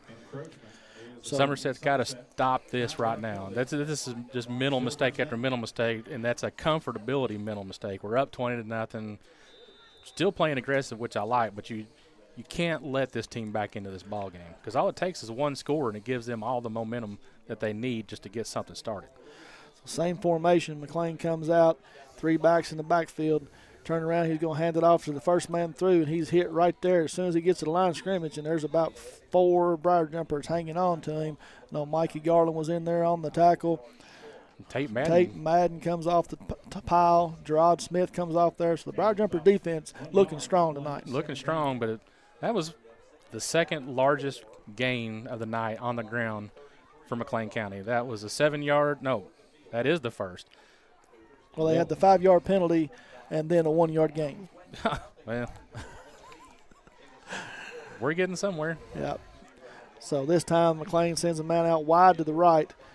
Double wing formation. Miller takes the snap, and he's going to hand it off right up the middle to the first man through, and he's hit right there just across the line of scrimmage, and he's driven back. So they'll give him forward progress up to the 35. But Dylan Keith, Kale Todd, Jace Bruner, Gerard Smith all come up off the pile there. So the defense, again, here we are in a 3rd and short. A Turner Realty Group 3rd down, 3rd and 1 opportunity to get off the field again. Yeah, and this is where the Somerset defense needs a stop that drops them for a loss right here because you need something to get that push, that momentum favoring back in to you. You can't come out and give this team first down, a few extra yards because it gives them some hope, and you kind of want to seal that off right now. Miller under center. It's just a quarterback sneak. He goes right up the middle before he gets touched by Kale Todd and Jace Bruner, bring him down right at the 38, but not until the Cougars pick up a first down. That's impressive. I mean, the young man just stayed low, and that's exactly what you had to do on that tall defensive line was just stay low, and he got the job done. Well, he saw just a little bit of gap there in the defense. Both of the defensive tackles were in the A gap, and he took off just right up the middle, and he ran right into the linebackers, but not until he got a first down. So 1st and 10 for McLean County here with 8 minutes and 26 seconds in the clock running, down 20-0, trying to get something going in their favor. They bring it back right up close. Man, Caraway goes in motion, hands it off to the second man through the right side. Looked like that was number 35. Is that right? No, it looks like 39, so that would 39. So that's handed off. I don't have a 39 on their roster, Robert. The running back. I apologize. I couldn't tell the number. I was looking at the defensive player, Kel Todd. Yeah, that's my fault. I believe it was 35, Andrew Munster. He's one of their running backs that normally touch the ball, and he's able to pick up about 5 on the play, maybe 4, brings up 2nd and 6 right from the 44-yard line. 3 men in the backfield standing right at the 40-yard line. He's going to send a man up close again to the line of scrimmage, send Caraway in motion. He's going to pitch it out wide to Caraway. Brandon's out there trying to wing him in, but he's going to get around the edge and across the 50 and going to pick up another first down. So is able to get around the contain out there. Brandon Jones was trying to fight off a blocker, but Caraway is going to take it across the 50 to the 49, where it's going to be 1st and 10 for the Cougars. Again, positive momentum. So they've got the turnover, and now they're continuing to move the chains, which gives them all the confidence in the world. Again, if you're Somerset defense, if you're Coach Swearingen, you're looking over on the sidelines, you're telling these guys, calm down, regain your focus, get your composure, and let's get a stop. Cougars break the huddle. They come out in the same formation they've run here the last 3 or 4 plays. Miller's going to take the snap, going to try to hand it off to the second man through this time, and he's hit right there at the line of scrimmage, maybe behind the line of scrimmage. Jacob Graybill, Gerard Smith there again. The ball was handed off to Zach Clayton, and there's just no room for him to go there that time. The ball goes back to the 50-yard line. Loss of 1 on the play, can bring up 2nd and 11. I think Jacob Graybill has found him a mismatch somewhere on that line because he is in the backfield a lot. Already recovered two turnovers. Been out on several tackles. Yeah. Whatever it was that young man ate, eat that more often. Well, I'm not superstitious, but I think maybe it's time to start being. I talked to him on Thursday after practice and told him I was ready for him to have a big game, and he has showed up so far tonight. So McLean turned around. He's going to hand it off, and quarterback's going to keep it this time. Miller's going to fake it, and he's going to run around the right side, and he's going to pick up close to first down yardage. Going to be just a little bit short, but down to the 40-yard line, so just to fake up the middle, and then Miller keeps it around the right side and picks up about 10 on the play. Going to bring up 3rd and 1, so another Turner Realty Group 3rd down opportunity for the Briar Jumper defense. Yeah, that side of the defense seems to be the one side that they continue to attack that's getting any kind of positive yardage. They don't seem to be stringing anything out to this closest side of the field from where we're sitting. No, and that is the near side of the field. So they're not running to the wide side of the field. They're doing all their stuff to the close side and trying to get some management or some mismatch over there, and it looks like they are. So here comes a flag, and I think the Briar Jumpers are going to get caught with 12 people on the field, and they're going to give the Cougars another first down by the way of penalty. That'll be the second one tonight. Text message right now from Coach Messamore, who's down on the sideline. Just to make a quick note, they're going to try to introduce the Meese Middle football team at halftime tonight. But I didn't come real prepared because he just sent me a text message, do you have a roster?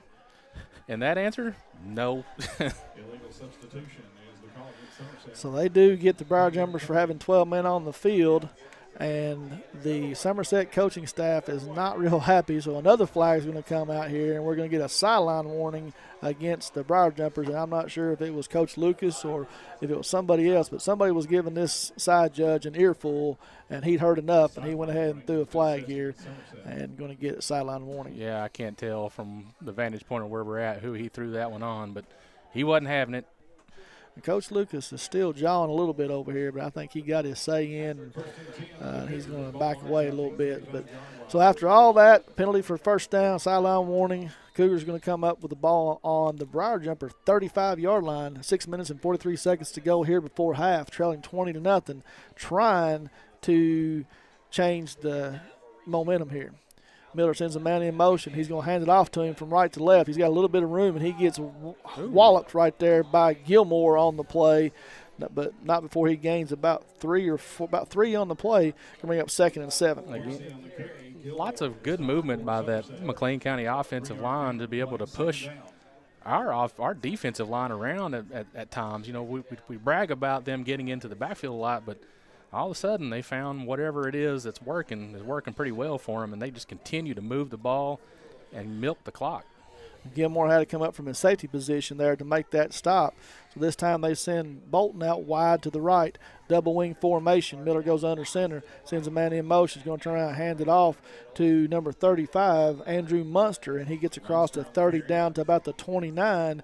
It's going to be 3rd and 4, and a Turner Realty Group 3rd down opportunity for the Briar Jumpers to put a stop to this thing and get off the field. And my wife just came through. Good roster. Luck. Yeah, a roster. I'm going to have to give it to whoever's up here announcing it, so I'll have to break free from the headset for just a moment. I'm sure this is 2-down territory for McLean, so they're just looking to get positive yardage on this play, trying to pick up a first down. They come out in the double wing set, and it's going to stand out and just hand it right off the middle, and he keeps and fakes it and keeps it, and he's dropped down for a loss back there. Mr. Gilmore, or Gray Bill again, and Tyler Harvey both in there on the stop. So the quarterback pulled it out of the fullback's belly and tried to get around the right side, and there's just nowhere to go. So what could have been a short 4th down opportunity for the Cougars now turns down in a 4th and 6. And I don't know what, they're going to – I'm sure they're going to go for it.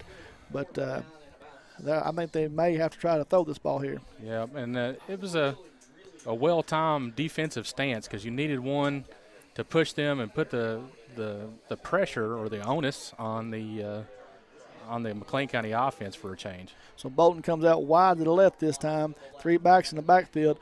Miller's going to stand up and throw a little slant to him, and it's just a little too high. So it could have been enough for the first down, but it's going to fall incomplete, and the Briar Jumpers are going to get a turnover on downs and take over with 4 minutes and 31 seconds before the half, leading 20-0. Wait times are short at Quick Care Walk-In Clinic. They're focused on service, and then they staff the clinic to reduce time spent in the waiting room. Quick Care has lab and x-ray equipment right there in the clinic, which is another great time saver. The clinic is open and waiting for you from 9 a.m. to 7 p.m. on weekdays and 10 to 3 on Saturday. Of course, no appointment is necessary. Just walk in when you need us. Quick Care behind the hospital in Med Park West. Briar Jumpers come out shotgun. Kaya takes a snap, throws it out here to Kay Grundy on a little screen. He's trying to get up the sideline. He steps out of bounds right at about the 36, 37-yard line. So a gain of about 7 on the play. Going to bring up 2nd and 3. And he was able to get out of bounds and stop the actual play clock. So you got to get something right here. You want some points because you had the momentum. You scored 20 in the first quarter, and you're on track right now just to get at least one more score. And you get the ball back to start. So there's your Madden play. Madden rule again. Shotgun formation. Kai's going to turn around and hand it off to Cam Oster on the left side. He makes a spin move right at the 40, falls across the 41 to about the 42, where he's going to pick up a first down for the Briar Jumpers right there at the 42. So an L&N Federal Credit Union first down for the Briar Jumpers, 4:18 on the clock and moving before halftime.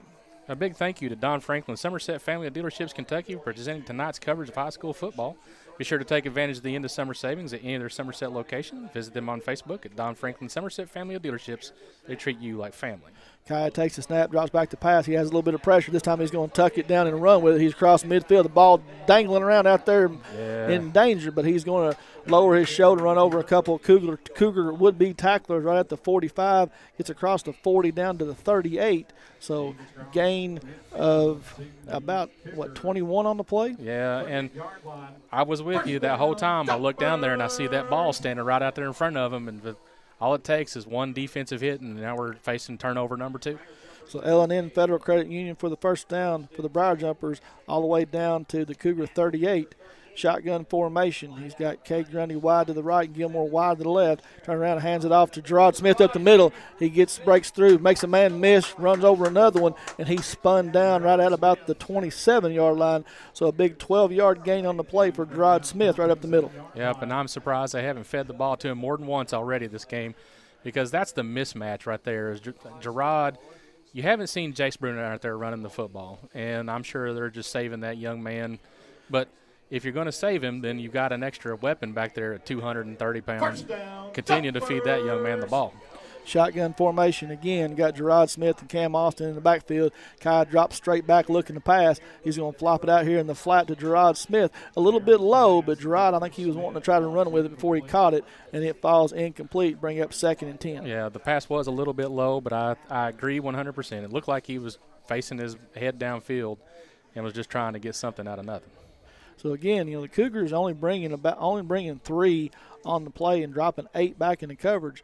And there's just not a whole lot of holes back there to throw the ball. So Kai's having to take the short yardage plays and run a little bit. This time he's going to send 3 receivers to the left. Gilmore wide right. Drops back. He's going to throw it here on the screen to Cam Austin along the left side. He's got some room. First down yardage into the red zone down to about the 14. So that's going to be another L&N Federal Credit Union first down for the Briar Jumpers. And also we'll put them in the Rick Barker and Godby Realty and Auction red zone once again, needing to put points on the board. Absolutely. You especially want to put some points on the board before the end of the half here. Because if you do, I tend to wonder if they'll go for 2. So that when they get the possession, they come back, go for 2, and go ahead and get the clock running. Pistol formation this time. Kai has got Cam Austin behind him. Turn around. He's going to learn stretch play around the right side. And Cam looking for some room. He's going to go into the end zone untouched all the way from the 14-yard line. So Cam Austin into the end zone for a Citizens National Bank touchdown for the Briar Jumpers to extend their lead 26-0. It was a great play by the young man. As you're looking on the screen, you see the replay. The ball comes straight back to him, handoff, and I know I give a lot of grief about him trying to string everything to the outside, but he got one great block and was able to take it into the house for another touchdown. That's 3 rushing touchdowns tonight for Cam Austin. He went in untouched, Robert. I mean, he didn't have anybody, and just like you said, the Briar Jumpers are going to go for 2 here and try to extend that lead out to 4 touchdowns with 2:57 to go before half as they run a player on late here with 10 seconds on the play clock, and they are going to have to call a timeout. So Toyota of Somerset timeout here by the Briar Jumpers. We know life can be hectic. That's why Somerset Community College offers flexible online programs in addition to traditional in-class learning. Our small class sizes mean personal attention, and with over 40 programs to study, you're sure to find one that fits. Remember, you've got this. Get started today by applying at somerset.kctcs.edu. Come experience SCC, real people with real success. With 2 minutes and 57 seconds left to go in the first half, Somerset leads 26-0 with a 2-point conversion pending. That young man looks familiar. Yeah, I got a little visit by my son here. Come in. He's over from college. Came in tonight to support the Briar Jumpers. And there's a lot of former players down here on the sidelines tonight. I was able to see Landon Fields, Alex Ham, Peyton was down there. There's 5 or 6 that are here tonight in support. Ty Tevis came back, so good to see those young men come back and support their team.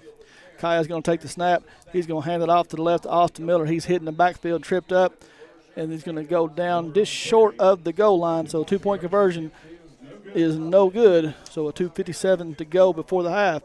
Briar Jumpers lead 26-0. Since 1979, Modern Systems has been defending communities all across Kentucky, and they are proud to be part of the communities they serve, committing time and sponsorships to numerous charities like Project 5810, Relay for Life, March of Dimes, Heart Walk, local school programs, and many more. Modern Systems, your neighbors and your friends, and they work 24/7 to protect the things that matter most to you. From homes to businesses to schools and churches, let Modern Systems be your trusted name in security. With 2 minutes and 57 seconds left to go in the first half, Somerset leads 26-0. So McLean needs to get something going, and they're not a quick strike offense, so I don't know what they try to do here with 2:57. I know they don't want to turn the ball back over, back to the Briar Jumpers, so I don't know if they have the throwing game to make something happen here, but we'll have to see as they get ready to field this kickoff here from Tommy Wombles. He's going to put the ball down at the 40, his 40 this time, and you want to try to kick it deep and put the Cougars in bad field position once again. So I really like the way Briar Jumpers are playing tonight, offensively and defensively. They give up a couple of big plays on defense, some stupid penalties that's kept some drives alive for McLean, but when they've had to step up, they have. And they need to make another defensive hold here. I know that Somerset's got, and there's the first pooch kick of the night. And it's fielded right at the 30-yard line, and he's going to bring it up to about the 34-yard line before he gets brought down. Jaden Nelson for the Cougars fielded the short punt, and Cougars are going to take over 1st and 10 from the 34. Since 1920, Citizens National Bank has been located on Fountain Square in downtown Somerset, and this has been their home for nearly 100 years. Lots of their customers live and work here. Over half of the Citizens National Bank team, 72 employees to be exact, work downtown. And now more than ever, Citizens National Bank is excited to be part of the downtown community. They love downtown Somerset and are here to stay. Citizens National Bank, moving forward, moving together, member FDIC. So Houston Bolton's going to go wide to the right side, far side of the field.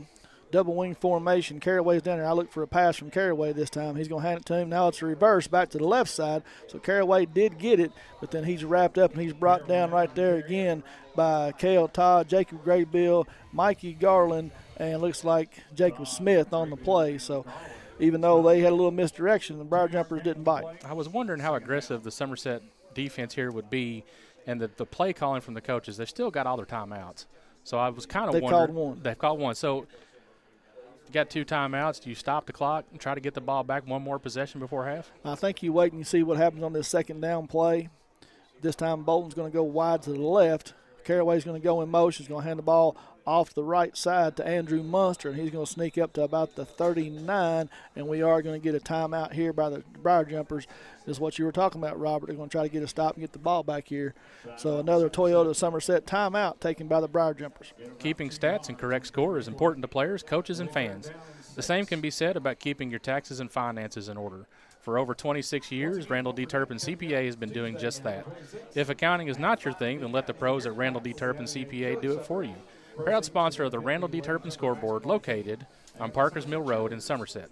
With 2:11 left to go in the first half, Somerset leads on the Randall D. Turpin scoreboard 26-0. I'm going to try to get another stop and get the ball back and try to score again before the half, and then you still have the Madden rule in play. So if they get a score, if they get the ball back here in the first half and get a score, that puts them up 33, and now they're real close to knocking out on first possession in the second half and putting this thing into running clock mode. Yeah, and that's not really what I expected tonight. It's no knock against the McLean County football team. It's just this is how good this Somerset football team can be. So both teams come off the sideline this time. McLean County is going to come out in the single wing formation this time. Unbalanced left. Going to turn around and pitch it to Carraway, and it's a jump pass, and there's Tate Madden, and he's there to knock it away. Almost intercepted it, but the old Tim Tebow jump pass. And the ball was intended for Brady Dame right at the midfield, and Tate Madden jumped up and almost had the interception. Yeah, absolutely, but he had to lay there on the field and think about it just for a few seconds. He's kind of got to be a little bit disgusted with himself just because for just missing the play. But he was right there on it. It was still a good defensive play, even though it wasn't the interception that they were looking for. So James Harley is going to drop back deep to about the 26-yard line to punt this ball away. Keg Grundy standing at his 28, and it's a fake. Carraway takes it. He's rolling right. He's looking to throw. He throws it into the ground. He was under some pressure right there as he was getting ready to throw it. Brandon Jones was right in his face, and he throws it right into the ground. So McLean County does Somerset a favor, and they're going to give them the ball 1st and 10 right at the 40 or the 39-yard line of the Cougars. L&N Federal Credit Union, in business since 1954, wants you to know that you can now join L&N if you live, work, worship, attend school, or belong to any legal entity in Pulaski County. L&N offers everything necessary for your personal or business finances. Over 85,000 members have taken advantage of the flexible mortgage and consumer loans, free online mobile banking, free checking, business accounts, and more. Equal housing lender, NCUA insured. Kaya looks back, and he's got a man. It's a big player off the bat. Kaya drops straight back. Keg Grundy run right past the defender, and it's a 39-yard touchdown pass from Kaya Sharon to Keg Grundy, and the Briar Jumpers score again with 1:56 to go before the half, and that is a Citizens National Bank touchdown for the Briar Jumpers. You see on the replay there, he just ran right by the defender. Ran right by him, and that's the speed and athleticism of Keg Grundy. And I don't know if you've been able to watch it or not on Facebook, J-Walk Productions, where they had the revenge video. The catch that Keg Grundy made in that LCA game, even more spectacular when you see it in just a little bit slow motion. So the Briar Jumpers are going to go for 2 again here. They're going to try and hand it off to Gerard Smith this time. He hurdles a man right at the line of scrimmage, and he gets into the end zone for the 2-point conversion. So with 1:56 to go before halftime here, quick strike offense. Briar Jumpers extend their lead 34-0. For over 55 years, Godby Realty and Auction has been serving the real estate and auction needs for Lake Cumberland area. During that half-century, Godby Realty and Auction has been a proud supporter of our students and student athletes. Godby Realty and Auction provides top-notch realtor service when you are looking to list your property or when needing realtor assistance in finding your new home or farm. They've successfully been bringing homes and sellers and buyers together for over 5 decades. Their Big Blue auction team offers area's top-notch auctioneers and ring men to secure your top market dollar for your residential, commercial, farm, or personal property. Rick Barker, Godby and Realty and Auction, names you know, names you can trust. To see all their listings and auctions, go to godbyrealty.com. 1 minute and 56 seconds left to go in the first half. Somerset leads 34-0. So let's get ready to kick it away again here. You know, Briar Jumpers still have 1 timeout left, and McLean decides to come out and throw the ball and leave time on the clock here for the Briar Jumpers. They could potentially score again, Robert. That's just crazy to think that, right? So Tommy Womble's waiting for the signal to kick it deep. He's going to approach the ball. Bolton standing back at his 15. It's a high pop-up kick right to the 32, 33, and it's muffed, and it's kicked forward. And I believe Somerset. No, he was able to recover it. So Trey Warren hit the ball, hit him in the hands, and then shoot forward, and he was able to go up there and get it. So McLean County is going to be able to keep the ball, and they're going to start possession here right at the 26-yard line with 1:49 to go before half. I know my buddy Corey Gotze, he may be at home watching or listening right now. He may be here at the game. I don't know which one, but his boy Matt Shadone right there on the ball and almost had the recovery to try to get another score before half. So McLean now starting to show a little bit of letdown, walking out of the huddle. You know, they don't have the same fire that they did earlier in the game.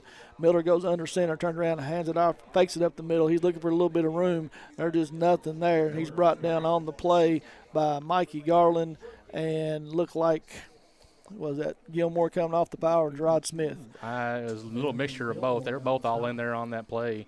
And Jacob Smith, his brother, was over there right just trailing the play as well. So the swarming defense tonight for Somerset just all over every run play that they've got. Quarterback from McLean hobbling just a little bit as he looked over the sideline. I don't know if they want the coach to call that play again. So they come out here this time in a dead backfield, send a man wide to the right, 3 backs in the backfield behind Miller. He's going to turn around, fake it to the first man, give it to the second man around the right side, and there's nowhere to go. He's hit right at the line of scrimmage again. Looks like Jacob Graybill in there on the tackle. Kale Todd, and also looked like Brandon big number Jones. 53, Justin Simmons. Yeah. Was he in there? No, yeah. it was it? 53 in there on the tackle. Good for him. I mean, it's a young man's getting some playing times. You want to see that. I mean, I fully suspect if they get that running clock that a lot of these younger kids that don't get or haven't seen the field in a while because of the talent level that you've played will actually get to come out here and see some time tonight. 12 seconds to go on the play clock, 32 seconds to go on the game clock. I think McLean is just content to let this time run out. Miller's going to turn around. He's going to run a reverse here to the running back, comes around the left side. There's nowhere for him to go. And Briar Jumpers bring him down for a loss in the play. Kale, Todd, and Smith. And Briar Jumpers are going to take their third time out to stop the clock with 20 seconds. So they are going to get the ball again, Robert, here before halftime. Henderson Chiropractic, committed to relieving your pain using the true principles of chiropractic care. Their caring, helpful team strives for excellence through extraordinary service and patient education. Dr. Henderson provides chiropractic care for injuries that occur during sports, auto accidents, work-related activities, or just everyday wear and tear. The experience you need and the results you want, that's Henderson Chiropractic. With 20 seconds left to go before half, Somerset leads 34-0. Yeah, and I just don't know that McLean County has seen a team defense and aggressiveness like they're seeing from Somerset tonight because they have not been able to get anything going on the offensive side. Yeah, and I was just looking here, and it's almost 27 rushes already in the first half, and the biggest rush of the night so far for them has been 9 yards. 9 yards. And most of it has been 1, 2, -1, -2. So Harley is back to punt, and before we have it, we have penalty flags thrown. I think we've got 12 jumpers on the field. 1, 2, 3, 4, 5, 6, 7, 8, 9, 10, 11, and they do. There's 12 men on the field for the Briar Jumpers, so the Cougars are going to get a free 5 yards, but I don't think that it's going to matter. They're still going to have to punt this thing away. I don't think you take the chance of running another fake punt right here and not successful and give the Briar Jumpers the ball at the 25-yard line. And it's those little penalties, 5 here and 5 here, 5 here and 5 here. And that's just something they've got to clean up. So Grundy's back at his 40 waiting for the punt, and it's straight up and down. It's going to hit at about the 45, bounce up to about the 49, and roll out of bounds there. So about 9 seconds ran off the clock, but the Briar Jumpers have 11 seconds to throw the ball up here to Grundy or Gilmore. Magic Monograms has moved to 110 Creek Terrace, conveniently located off North Twilight 27 between Big Lots and Backyard Burger. The place for custom embroidery, screen printing, and so much more. They can put your designs on medical and athletic uniforms, corporate and school apparel. Find them on Facebook. Search Magic Monograms and Embroidery. With 11 seconds left to go in the half, Somerset leads 34-0 with at least one more play, maybe 2, to get to the end zone. It just depends on how much time you can get on here. McLean's got 2 safeties back deep. Briar Jumpers send 3 receivers out wide to the right and 1 wide to the left. Kaya drops straight back to pass. He's looking, getting a little pressure off the left. He's getting drugged down. He throws it out to Grundy at the 50. He's got a little bit of room ahead of him. He takes the 1 block. Clock's running out. He's down to the 15. He makes a cut back to the 20, and he is going to go in on a little swing pass right here and take it all the way in for a 49-yard touchdown. Are you serious right now? Let's see the replay right here, Robert. He swings it out. And that's just pure athleticism. He has 1 block downfield. With all that mess coming at him, was still able to make 1 small lane and cut to the end zone. 5 Cougars, 5 white shirts there, had him hemmed up on the sideline. He makes 1 cut back to the middle of the field and takes it all the way in. So as we start the second half here, Robert, the Briar Jumpers are start the second half. We will have a running clock because the Briar Jumpers have extended their lead over the McLean County 2 Cougars 40-0. We've got 1 man injured down here on the field, so I can't exactly tell who the young man is, but hopefully he'll get up and walk off the field on his own accord. A score from up in Lexington as we're waiting on the injury timeout here. Southwestern Warriors taking on the Frederick Douglass. What is Frederick Douglass? They're the Stallions? Stallions, I think. And they trail Frederick Douglass 30-0 at the half. Could you or your family benefit from counseling services? InTrust Counseling is there to meet your needs by providing services in the office, home, or school. They even offer late night and weekend appointments. Call 676-0638. Check out their new their new website at intrust-healthcare.com. You can also find them on Facebook. Connor Baldwin was the injured player for McLean, but he's able to get up and run off the field under his own power. Williams waiting for the snap. It's a little bit high, but Tommy is able to get it up and through. So at the end of the half, the Briar Jumpers extend the lead 41-0 over the McLean County Cougars.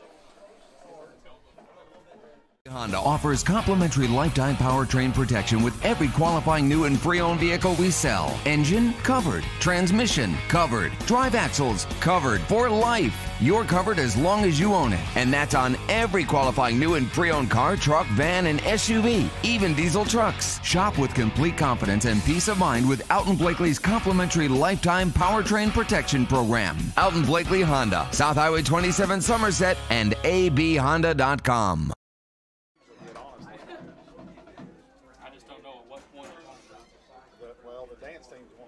If by chance.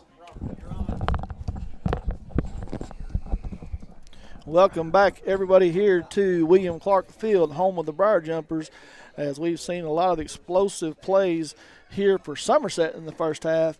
McLean County struggling to get anything going on the offensive side of the ball, and as the Briar Jumpers lead 41-0. There was a lot of scenarios that I played out in my head, and one of those scenarios was not to see Somerset jump out and get a running clock in the first half, be up 41-0. Well, I'm not one of those that's going to say I told you so, but I did this week when asked. I was talking to a couple people, and they said, what do you think? And I said, well, I really feel like that Briar Jumpers will have a running clock in the second half. I didn't know that it was going to be this much. But, I said the final score was going to be 48-14, and that's just because I thought the JV team and maybe the second string would be out there and McLean would get something going. And I don't know if they're going to score 14. Well, I'm starting to wonder if they're going to score at all. Now, like you said, you'll get the running clock, and you'll get to start putting some of the younger kids out there to give them a chance to play. However, I look at this team, and I think back at that Montgomery County game where the young kids come out, added more points, and I don't know that they gave up any points. Yeah, and they could very well do it tonight because McLean's liable to come out here in the second half and be just completely defeated, and this game could get ugly real quick. And our buddy Bob Boone listening in tonight, and it's the Frederick Douglass Broncos. Broncos. Well, I thought it was the Stallions. They are leading. You're a horse. It's a horse. I was close. Leading 30-0 there in Lexington in that 5A district or 5A region matchup with Southwestern, and we'll try to get you some more scores from around the state. I know that there's some big games that people might be interested in. I heard that at one point that Mayfield was up big in their game out in the western part of the state, but we'll try to get you some more scores here as we can. At White's Cabinets, they provide their customers with friendly service. They value your business and it's their mission to provide reliable products and services. The courteous and professional team at White's Cabinet Design Center can turn your vision into reality. Visit the White's Cabinet Design Center on the corner of South 27 and Slate Branch Road to learn more about what they can do for you. As you look out on the field right now, if you're watching at home, the Somerset dance team is out here taking the field. And I'm not sure how many of the Meese Middle football team members are here tonight, but they are going to be announcing them to come out and get a little bit of recognition for a state. They made it to the Final Four, what do they call it, a state semifinalist, after starting the season 4-6, I think, and then rattled off 3 in a row to make it back to the state Final Four. It's a good season for the young men in the purple and gold. Any big games around the state that you see any mention of? I heard Mayfield was up big on somebody tonight, so another score that wouldn't shock me. I think Mr. Absher here said they were up 35-0 at half. So, and if this score is correct, I saw one that was 49-0, and I believe I'm seeing one now that says Mayfield is up 62-6. Are you serious? And so, and somebody put on here, this new format, this third round matchup here for region championship. I think you're going to see a lot of blowouts here in this third round, and I just don't know that that's good for the state of football. Yeah, and we talked about that on the way home from the LCA game. One thing that we both mentioned each other, and it's not going to fix the blowout situation or potential for blowout situation. However, if they're going to continue with RPI and they're going to have an East and West, then use RPI and make it changeable through all 15 weeks, or at least through the first couple, and continue that RPI. So, one, you don't see a Somerset LCA game, because I hate it for the LCA kids. I really do on some level, not completely, right? But for a team to have that much talent that could be a potential state, I mean, they could potentially win it all. Yeah. And for them to be out in the second week is no good. But also to have games like you got tonight, and I don't know how many of these, but the 3 that we're probably keeping an eye on, and I haven't heard anything about the Breathitt County score yet, but Mayfield's up big, Frederick Douglass is up big, we're up big. And we can't just be the only 3. I'm guessing that if you looked across the way, I mean, more of those teams would be just like that. Yeah, and Breathitt County leads Walton Verona 35-15. Just now saw a score, and you looked at, like I said, there's the real big game of the night in the playoffs here. I believe it was a 6A game, St. X and Male. That St. X is always good. Male is really good this year, but so that's something to take a look at. Other than that, there might be some decent games in 1A, Williamsburg and Paintsville. But as we've already seen, Mayfield's winning big in their game. Somerset's winning huge in their game. Breathitt County's up big. I've not seen a Beechwood West Carter score yet. That's the 4 games in 2A tonight. And then other than that, there's just Wayne County and Johnsonville, Johnson Central. Oh, yeah. That should be a good game. It should be a good game, and I'm curious about that game. Most people that were talking across the state are probably saying it's a collision course for Boyle County and Johnson Central, the two probably best teams in 4A. However, I think Wayne County's making enough noise to get some mention out there, so I'll be curious to see how that game turns out. Well, they've got a young man down there at running back for them. Braden Sloan, who's making a name for himself. He's already broken one of Sean Alexander's records this year, and before it's done, that young man's just a junior, so he's got one more year, and I know he's being recruited heavily by University of Kentucky right now, so that's somebody that you might want to keep an eye on here in the coming years. And I wouldn't, if he goes over and has a big game tonight, he is very liable to carry Wayne County past Johnson Central. Yeah, and I expect big things out of that. And I don't expect Wayne County to drive all the way over to Johnson Central and get a win, but what if? Right. What if? That would be huge for that program. Absolutely huge. And I'm not able to find a score in that game, so if anybody is listening to it and is able to give us a little local flavor here in Wayne County, just about 30 miles down the road, and can let us know what's going on in that game, we'll be appreciative. Trying to get a little bit of math here to try to get you some stats in. And I think it's going to be a lot to a little. Well, a lot to a little. So in the passing attempts, McLean County has 5 passing attempts. That's a bunch for them. Right, in one game, right? Yeah. 5 passing attempts for a net of 34 yards. Completed 2 of them, is that right? 2 for 5? Yeah, completed 3. One of them for a negative yardage. It was a little screen play. That's right. Negative so 3 yards. 3 for 5 on the night. 3 for 5 on the night for 30 yards, which may be their average, or is that above average? If you figure that's above average. So 5 pass plays in one half. Now, give me a minute, find something to talk about, because there's a lot of little numbers here to add up. But I think everybody's going to be a little bit surprised, or maybe not surprised at all, at this rush defense.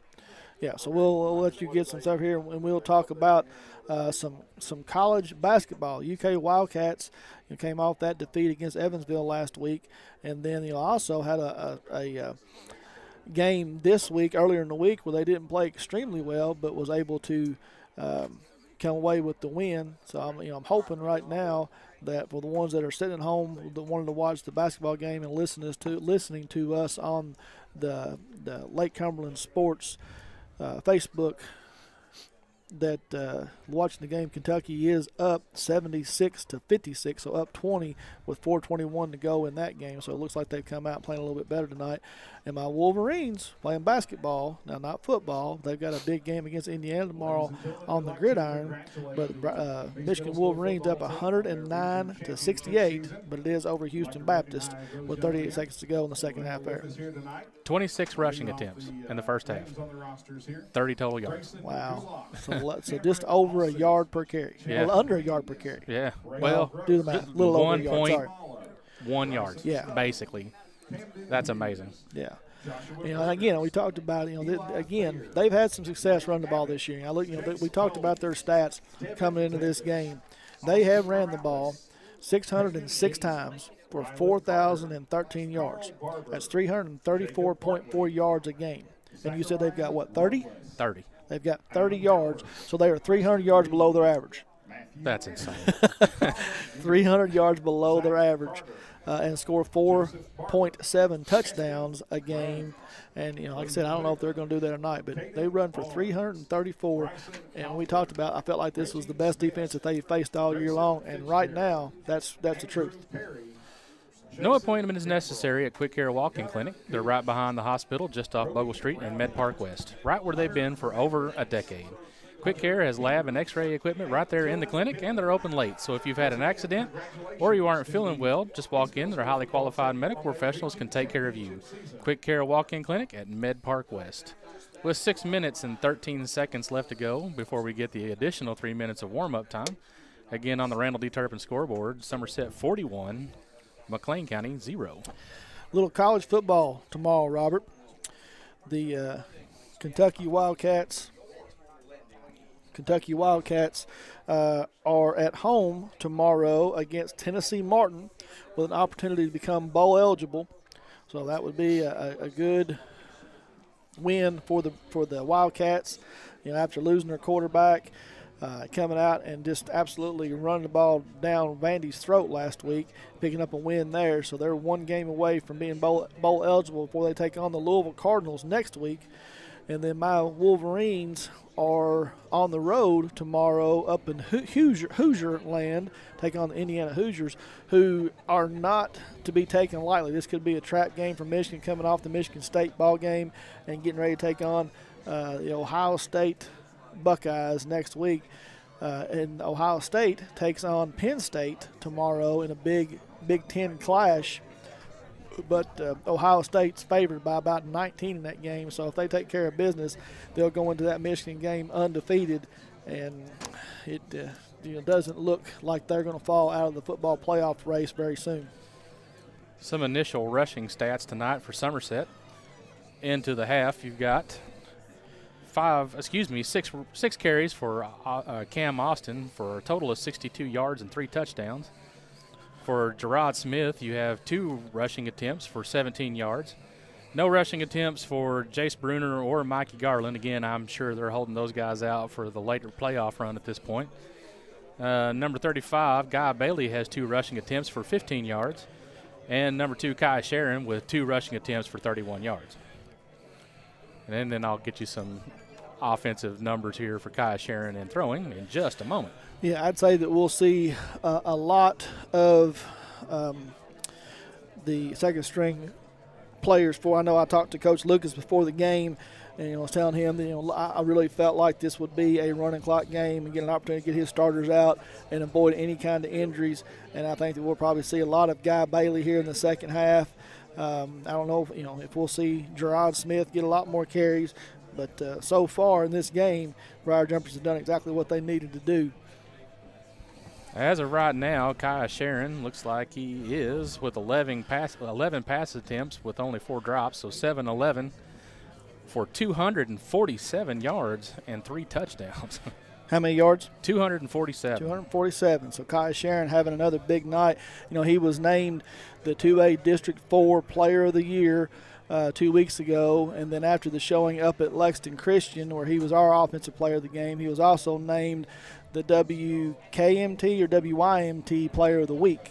Impressive stats. Tonight on receiving yards so far and up to this half, 3 receiving touchdowns for Kay Grundy with 5 receptions for 149 yards and 3 touchdowns. The only other 2 people that have got their hands on the ball so far tonight would be Jaden Gilmore. Has had 2 balls thrown to him, 1 drop, 1 completion for 27 yards. And Guy Bailey with that little short screen pass out of the backfield for 9 total yards. So some early participants looking for the offensive player of the game. You got to look at Cam Austin out of the backfield rushing the ball. You got to take a look at Kay Grundy receiving the ball. Got to take a look at Kai Sharon for what he's done throwing the ball.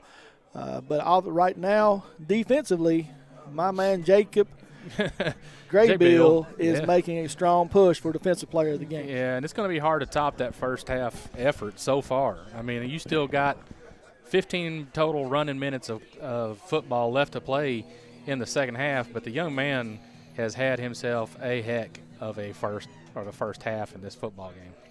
And I also do want to, we were talking about a little college football tomorrow, and I failed to mention a little local flavor just down Highway 80 there. Tomorrow, our buddy Bob Boone, who has been incognito up here in the announcing booth with us, but he went and dumped us.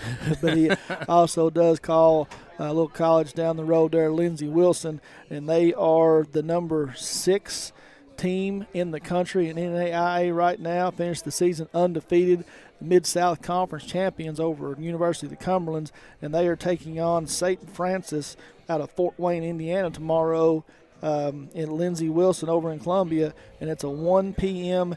Eastern kickoff for anybody who wants to go over there. And there's some Somerset players on the roster. I know Ty Tevis is over there playing, so if you want to go over and support them tomorrow, I'm sure that they would love to have you. Lake Cumberland Sports wants to remind everybody about the Basketball Coaches Show coming up this Wednesday, November 27th at 6:30 at Buffalo Wings and Rings. On the lineup, starting at 6:30, you have John Fraley for the Pulaski County Maroons, Chris Adkins for the Lady Maroons at 6:50. At 7:10, Coach Jaron Dunbar for the Somerset Briar Jumpers. At 7:30, Casey Rexroth for the Lady Jumpers. At 7:50, Chris Baker for the Warriors. And at 8:10, Junior Molden for the Southwestern Lady Warriors. Again, Basketball Coaches Show presented to you by Lake Cumberland Sports at Buffalo Wings and Rings, Wednesday, November 27th, starting at 6:30. Robert, about 13 seconds on the clock before we get the 3-minute additional time here before half. And the Briar Jumpers will get the ball to start the second half. So if they come out strong again and look to put some more points on the board, or if they just try to get out of here in a hurry.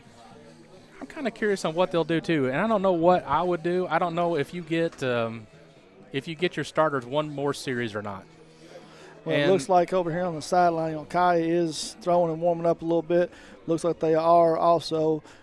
Looks like that Matt Shadone is warming up over here on the sideline too, so I would expect that we see that young man in the ball game at quarterback very soon. I'd like to see Matt Shadone get some reps because it's been a while since we've seen him on the field. I want to say maybe all the way back to maybe Russellville.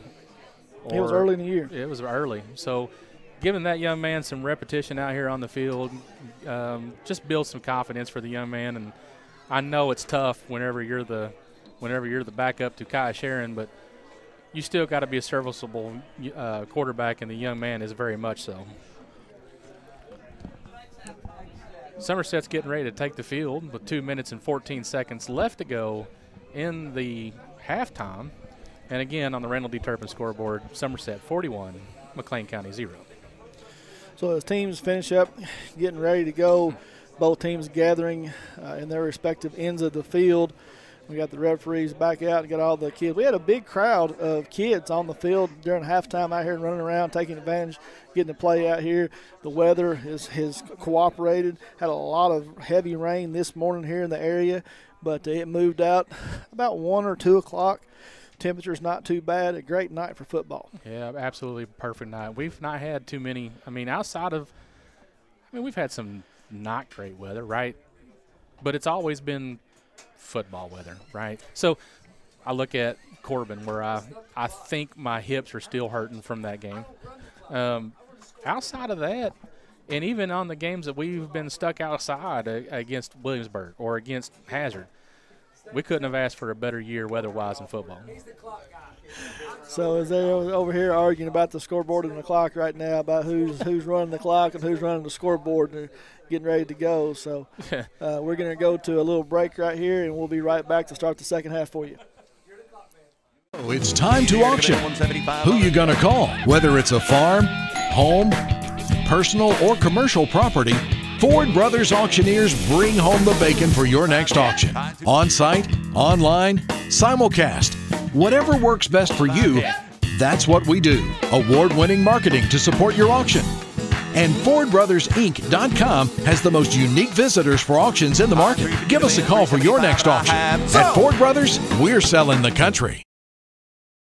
Own a new Toyota for less during our year-end clearance at Toyota of Somerset. How about $9,500 off MSRP on new 2019 Toyotas or 1.9% financing for 72 months on select new Toyotas? New 2019 Camry, RAV4, or 2020 Corolla. Your choice, $159 a month. Come check out our huge inventory, and every price is clearly marked. So come on in. We're all about you.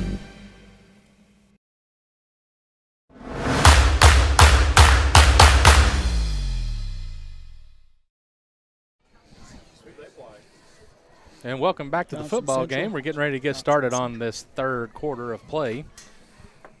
McLean County coming out, teeing up the football, getting ready to get this half of football started.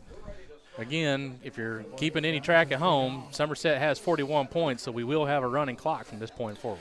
And we were just told that they're not going to stop it for anything. So as McLean puts their foot to it, it's a little pooch punt over there to Matt Shadone at 35. He drops it, but then he's able to get some room up the sideline across the 50 down to about the 45 where he's run out of bounds. And the Briar Jumpers will start their first possession of the second half in the Cougar territory. What about that, Corey Gotze? That's your boy. out there trying to make some plays. And you want to see those young kids out there that are out there playing right now get some run, get some experience, and see what they've got in them.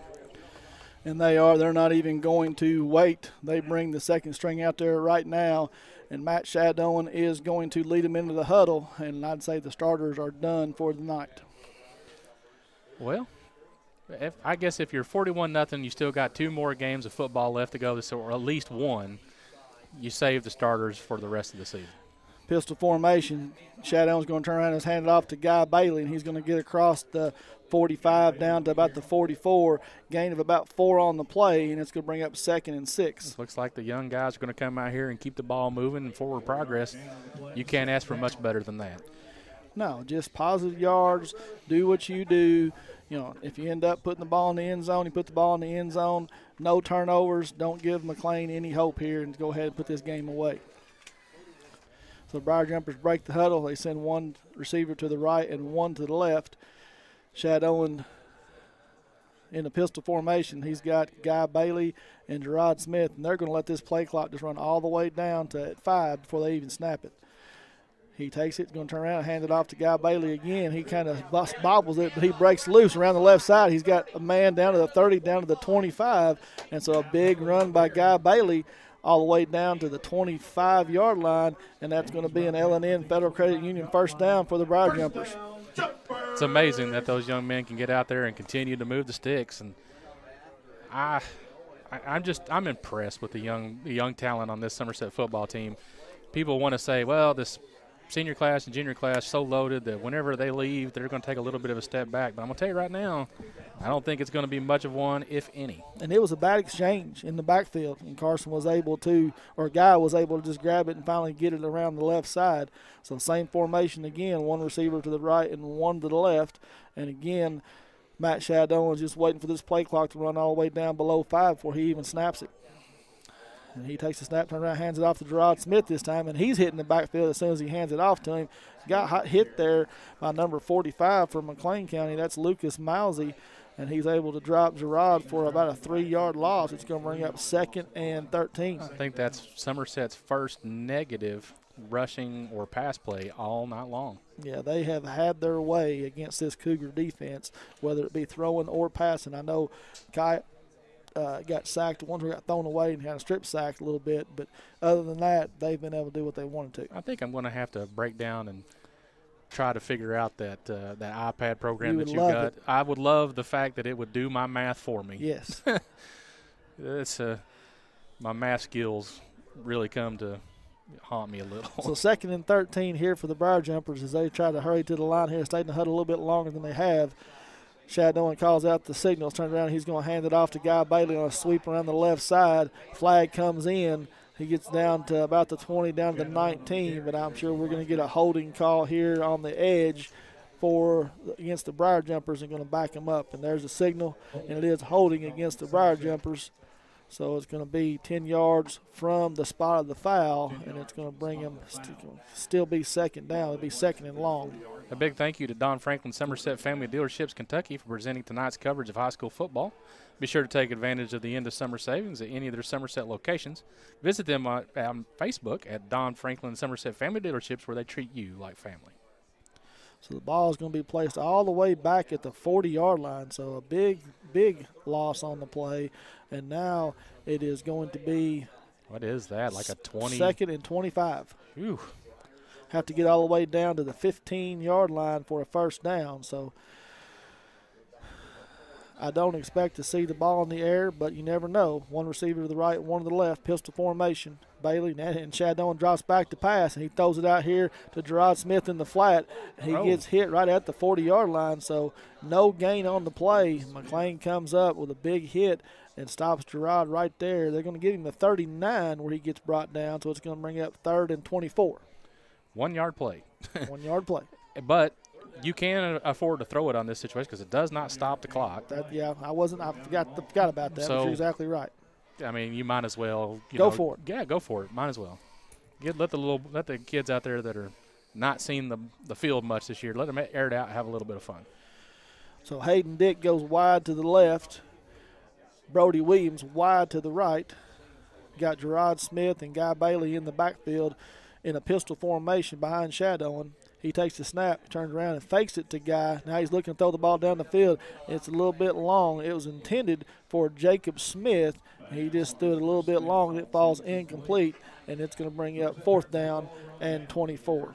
I don't hate the pass play. No. And I tell you one thing I do like, Matt Sheldon sold the fake very, very well. And because I really wasn't expecting him to go through the air. I just figured they would run it, punt it. But I bid on the fake. Of course, I've been doing that all year long. I admit that. But chain crew have made a mistake here. We're going to have a stoppage in play because I think the chain crew thought that it was a turnover on downs, and they have walked all the way back up almost to midfield. They're going to have to reset the chains here before we can get this play underway. I've been part of that chain crew and made that same exact mistake before. And so they are going to put the chains back down where they're at, and that's right. Should have been the 15-yard line. So it's 4th and 24. And now we get the winding of the clock. Briar Jumpers come to the line of scrimmage with plenty of time on the play clock, and I'm sure Matt's just going to stand there and let it run all the way down. Don't see a punt crew out there. Oh, no, they're going for it. One man to the left, one to the right. Brody Williams down here. Shad Owens got a pistol formation. He takes the snap, play action pass again. He's under pressure right off the left side, and he's going to get sacked back at midfield. He's going to be brought down by Lucas Mozzie on the play. He come off the left edge almost unblocked. Shad Owens never had a chance. A flat tire would really make this road trip better, said no one ever, which is why Skip Cottrell's Tire Pros makes taking care of your tires simpler. They offer a straightforward approach to tire and auto service that includes nationwide warranties and hassle-free experience, so you can get back to when being on the move was carefree. Skip Cottrell's Tire Pros, hassle-free, guaranteed. Find more online at skipstirepros.com. So the McLean County Cougars are going to take over their first possession of the second half right at midfield. They come out, and they're going to send Braden Dame wide to the right, double wing formation. Man motions over to the right, just outside the tackle. Another guy comes in motion.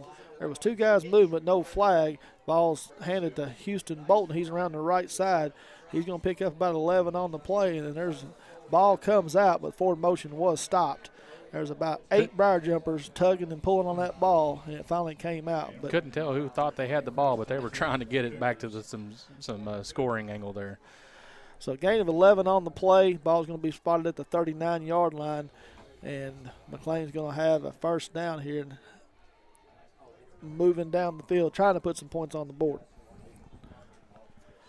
Quick moving third quarter. We're already down to 4 minutes on the clock in the third quarter, and like we said, if you're just now joining us, the Briar Jumpers are up 41-0, and we are in the running clock situation. So this is going to be a quick moving second half. Yeah, absolutely. Game's going to end early. We get to go home and be kind of in bed early tonight.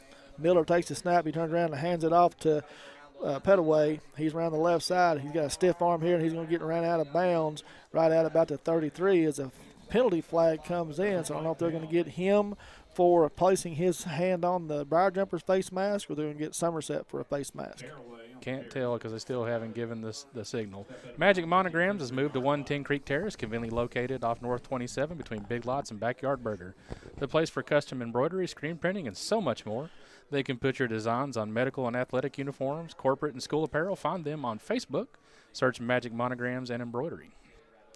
So holding is the call on McLean County. So after a gain of about 10 on the play, they're going to bring it back to the original line of scrimmage, and it's going to be 1st and 10 from there at the 39. So no play, basically. Double wing set. Miller takes a snap, turns around, fakes it to the fullback up the middle, then he's going to take it right off the 6 hole and going to pick up about 6 on the play, going to bring up 2nd and 4. It's a good play, good defensive stand by Somerset's younger folks here are just a little bit outmatched by some of the older players on the McLean County football team. However, still taking the fight right to them, and that's exactly what you want to see. And Miller, the quarterback for McLean County, you got to love what that young man's doing, showing a little fight here. He is a 5'9", 155-pound junior, and he's hobbling around but does not want to come out of the game. So, you got to give that man a little bit of credit for wanting to stay in there for his team right here. 2nd and 4, one man wide to the right. Miller sends Caraway in motion, turns around, hands it off to the fullback up the middle. He's spinning through some tacklers. He does not want to go down. He's all the way down to about the 23-yard line, 22, before he's brought down. And I believe that was number 35 again on the carry. That's Andrew Munster running hard. Good play. At White's Cabinets, they provide their customers with friendly service. They value your business, and it's their mission to provide reliable products and services. The courteous and professional team at White's Cabinet Design Center can turn your vision into reality. Visit the White's Cabinet Design Center on the corner of South 27 and Slate Branch Road to learn more about what they can do for you. 1 minute and 22 seconds now, and the clock running. Somerset's had one possession to start the first half or second half. McLean's has their first possession of the second half, and that may be all we have in this half. Miller takes the snap, turns around, and hands it off to first man through there, and he's met right there at the line of scrimmage by a big number, 66. That's Nathan Hart. Brings him down with Chase Keith is also in there on the tackle, so a no loss of 1 on the play can bring up 2nd and 11. Yeah, it was a good defensive play by the young men. Again, you're still up 41-0, but you're playing with a lot of spirit and a lot of confidence, and it gives you a lot for these young men to grow on. So Cougars break the huddle here, 35 seconds to go in the third quarter. Miller takes the snap, sends Caraway in motion. He fakes it to the first fullback through, and he's going to take the ball himself again off the right side. He's still fighting for yards. Going to be brought down at the 20-yard line by a host of Briar Jumpers. That's probably going to be the last play of the third quarter, Robert. Don't feel great, just can't wait. Well, Quick Care is open late. Just walk in their clinic in Med Park West, just off Bogle Street, behind the hospital. Hours are 9 a.m. to 7 p.m. weekdays and 10 to 3 on Saturday. No appointment is necessary for accidents, ailments, chronic conditions, as well as health services like sports physicals, flu shots, and health screenings. They accept most major health insurance plans, and they can bill the insurance companies directly. Quick Care walk-in clinic at Med Park West. That's end of the third quarter. Somerset still leads 41-0. And we'll be right back after these commercials.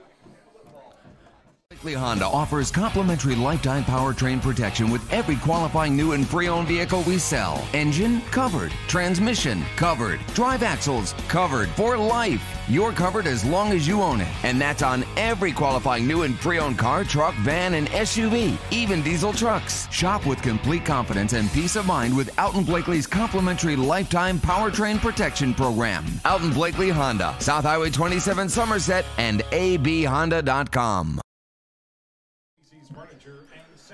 A big thank you to Don Franklin Somerset Family of Dealerships Kentucky for presenting tonight's coverage of high school football. Be sure to take advantage of the end of summer savings at any of their Somerset locations. Visit them on Facebook at Don Franklin Somerset Family Dealerships, where they treat you like family. The lightning quick third quarter, yeah, Robert, man. Is McLean County and Somerset both had one possession in that quarter. The Cougars are threatening to score right here, but we do have a Turner Realty Group third down here for the Briar Jumpers, 3rd and 7. The ball spotted right at the 20-yard line, and the Cougars are trying to get something going here. Yeah, these shortened quarters give me a chance to get a lot of reads in before the end of the game. So sends Caraway in motion. It's just a pitch out him around the left side. He's trying to get around the contain out there. He gets hit right at the 15 down to about the 14. So it's going to be short, 4th down and short for the Briar Jumpers, or for the Cougars. I'm sorry. I was getting a text here. Updated score from up in Lexington. Frederick Douglass Broncos lead the Southwestern Warriors. I'm not sure if that's start of the 4th. 48 or 44-8. Entrust Counseling is proud to offer psychiatry, counseling, case management, medication assistance, and family practice services all under one umbrella. Please call them at 676-0638 or check out their new website at entrust-healthcare.com to get services started today. You can also find them on Facebook. So 4th and 2, and it's just a quarterback sneak. Miller goes right up the middle again. We saw that earlier in the first half, had a little bit of success, and this time he's going to take it all the way down to the 7-yard line, where it's going to be 1st and goal for the Cougars here with just under 11 minutes to go in the game. Since 1979, Modern Systems has been defending communities all across Kentucky, and they are proud to be part of the communities they serve, committing time and sponsorships to numerous charities like Project 5810, Relay for Life, March of Dimes Heart Walk, local school programs, and many more.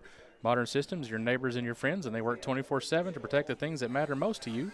From homes to businesses and to schools and churches, let Modern Systems be your name in security. As we were there away for just a minute, Peyton Caraway is going to take the ball off the right side, and he is going to get in the end zone for the Cougars' first score of the night, and going to bring the score 41-6. It's hard to believe that I thought that as many points as this McLean County team has scored, that it took them till the 10-minute mark in the fourth quarter to finally put points on the board. Well, and I'm 2 scores away, Robert, from my procrastination of 48-14. Well, so I'm giving you money for lottery tickets if you hit it. I don't think we're going to get there. But Miller goes under center on 2-point conversion. He's going to hand it off to he fumbles it. Caraway fumbled the ball, and he is going to fall short. He would have walked into the end zone, but he lost the handle on the ball, and the 2-point conversion is no good. So with 9 minutes and 30 seconds and the clock still running, Briar Jumpers lead this one 41-6. We know life can be hectic. That's why Somerset Community College offers flexible online programs in addition to traditional in-class learning. Our small class sizes mean personal attention. With over 40 programs of study, you're sure to find one that fits. Remember, you've got this. Get started today by applying at somerset.kctcs. Come experience SEC, real people with real success. Clock continues to tick with 9 minutes and 10 seconds left to go in the game. Somerset leads 41-6.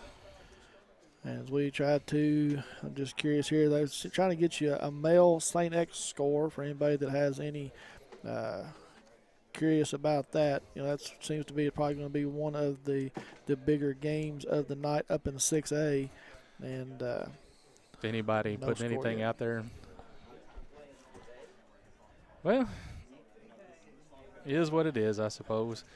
Any sport, any season, sports physicals at Quick Care are only $25. Don't make an appointment. Don't pay for an office visit. Don't sit around the waiting room for an hour. Quick Care gets you in and out and on the field for less. They're conveniently located right behind the hospital, just off Bogle Street in Med Park West, and they're open late, 9 to 7 on weekdays, 10 to 3 on Saturdays.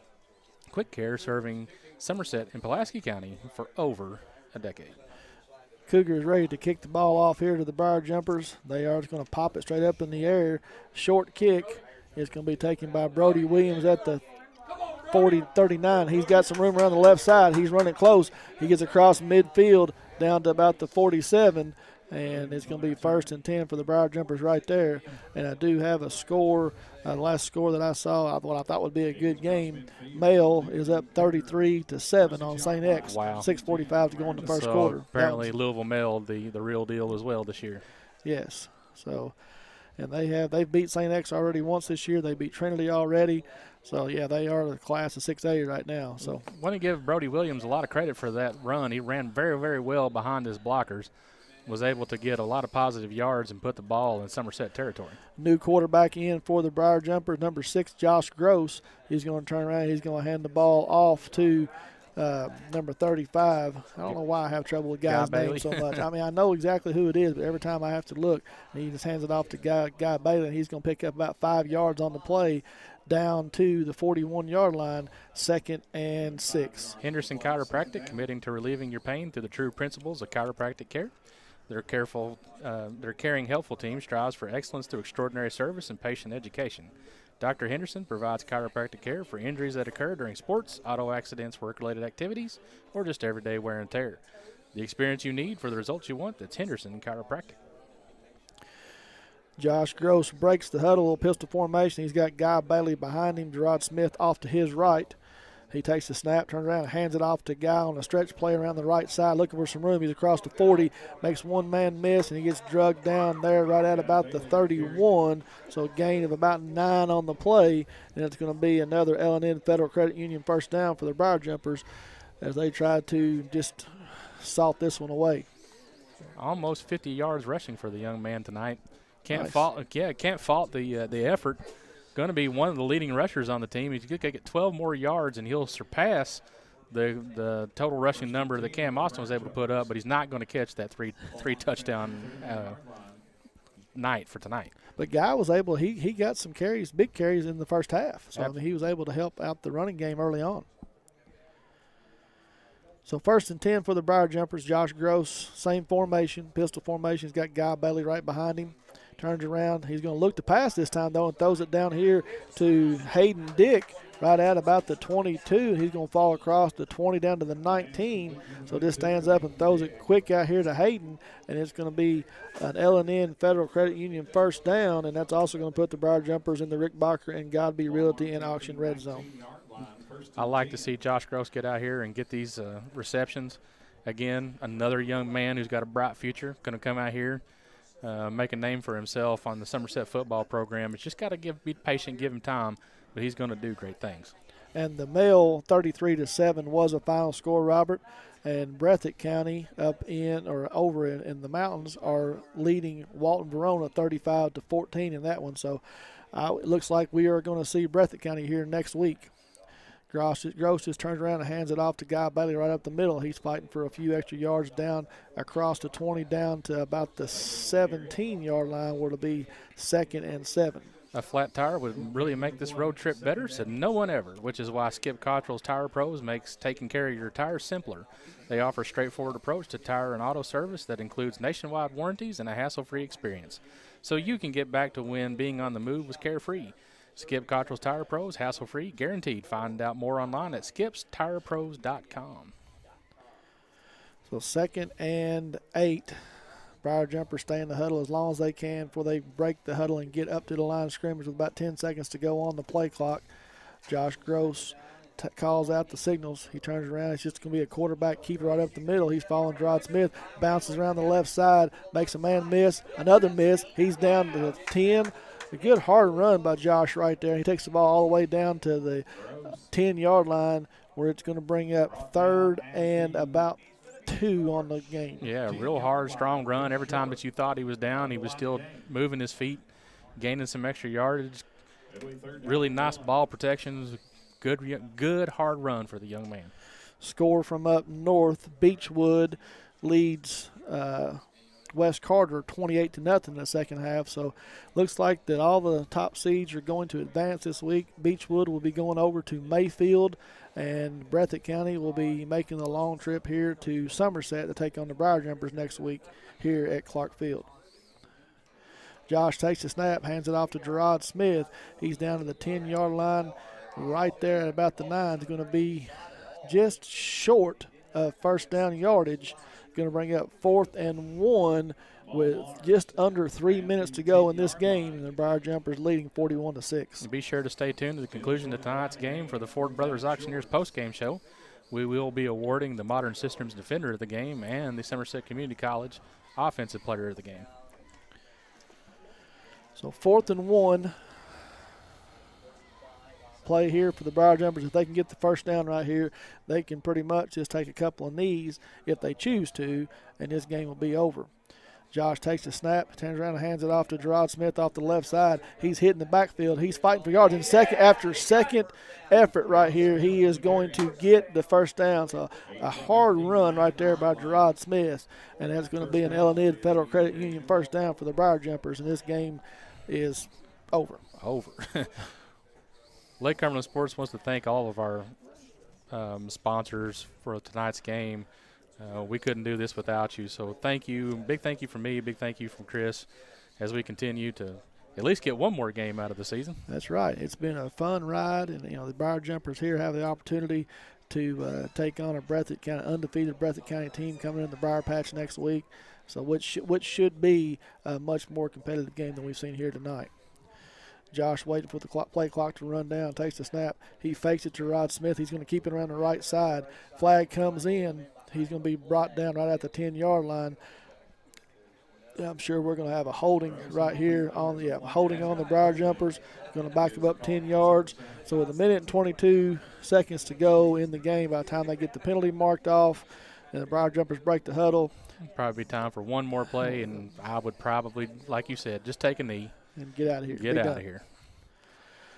So, McLean County come in tonight. Everybody talked about the third-round matchup, regional finals, that their type of offense they have would give Somerset some fits. And, again, I don't know what the stats are going to bring up, but I think I'm going to be real close with my total 100 total yards of offense tonight too. So, I about nailed this one on the head, Robert. Well, as of right now, as it stands, we're only going to add 31 rushing yards to the total at half. So a little over 60. 61 total rushing yards for McLean County. Wow. Josh is just going to hand the ball off to Guy Bailey on a sweep to the left side. He gets run out of bounds right at about the 13, and with 28 seconds to go, that should be the ball game. Can't complain about that. 61 total rushing yards from McLean tonight. 30 passing yards, something like 30, that, maybe? What did it say? It was 34 passing yards, so a total of 95. I said 100, total 100 yards. I'm telling you, we need to go buy a lottery ticket. Yeah, I'm giving you money before the game's over. So, teams meeting at the midfield here. The Briar Jumpers do wrap up the region title here in Somerset tonight, and they're going to get back to at least where last year they fell to Lexington Christian Academy, who went on to win the state championship last year. The Briar Jumpers will come back in repeat performance, and they will take on the Breathitt County Bobcats in the semi-state next week here at Clark Field at 7:30. And we hope everybody comes out. Briar Jumper Nation comes out in huge support.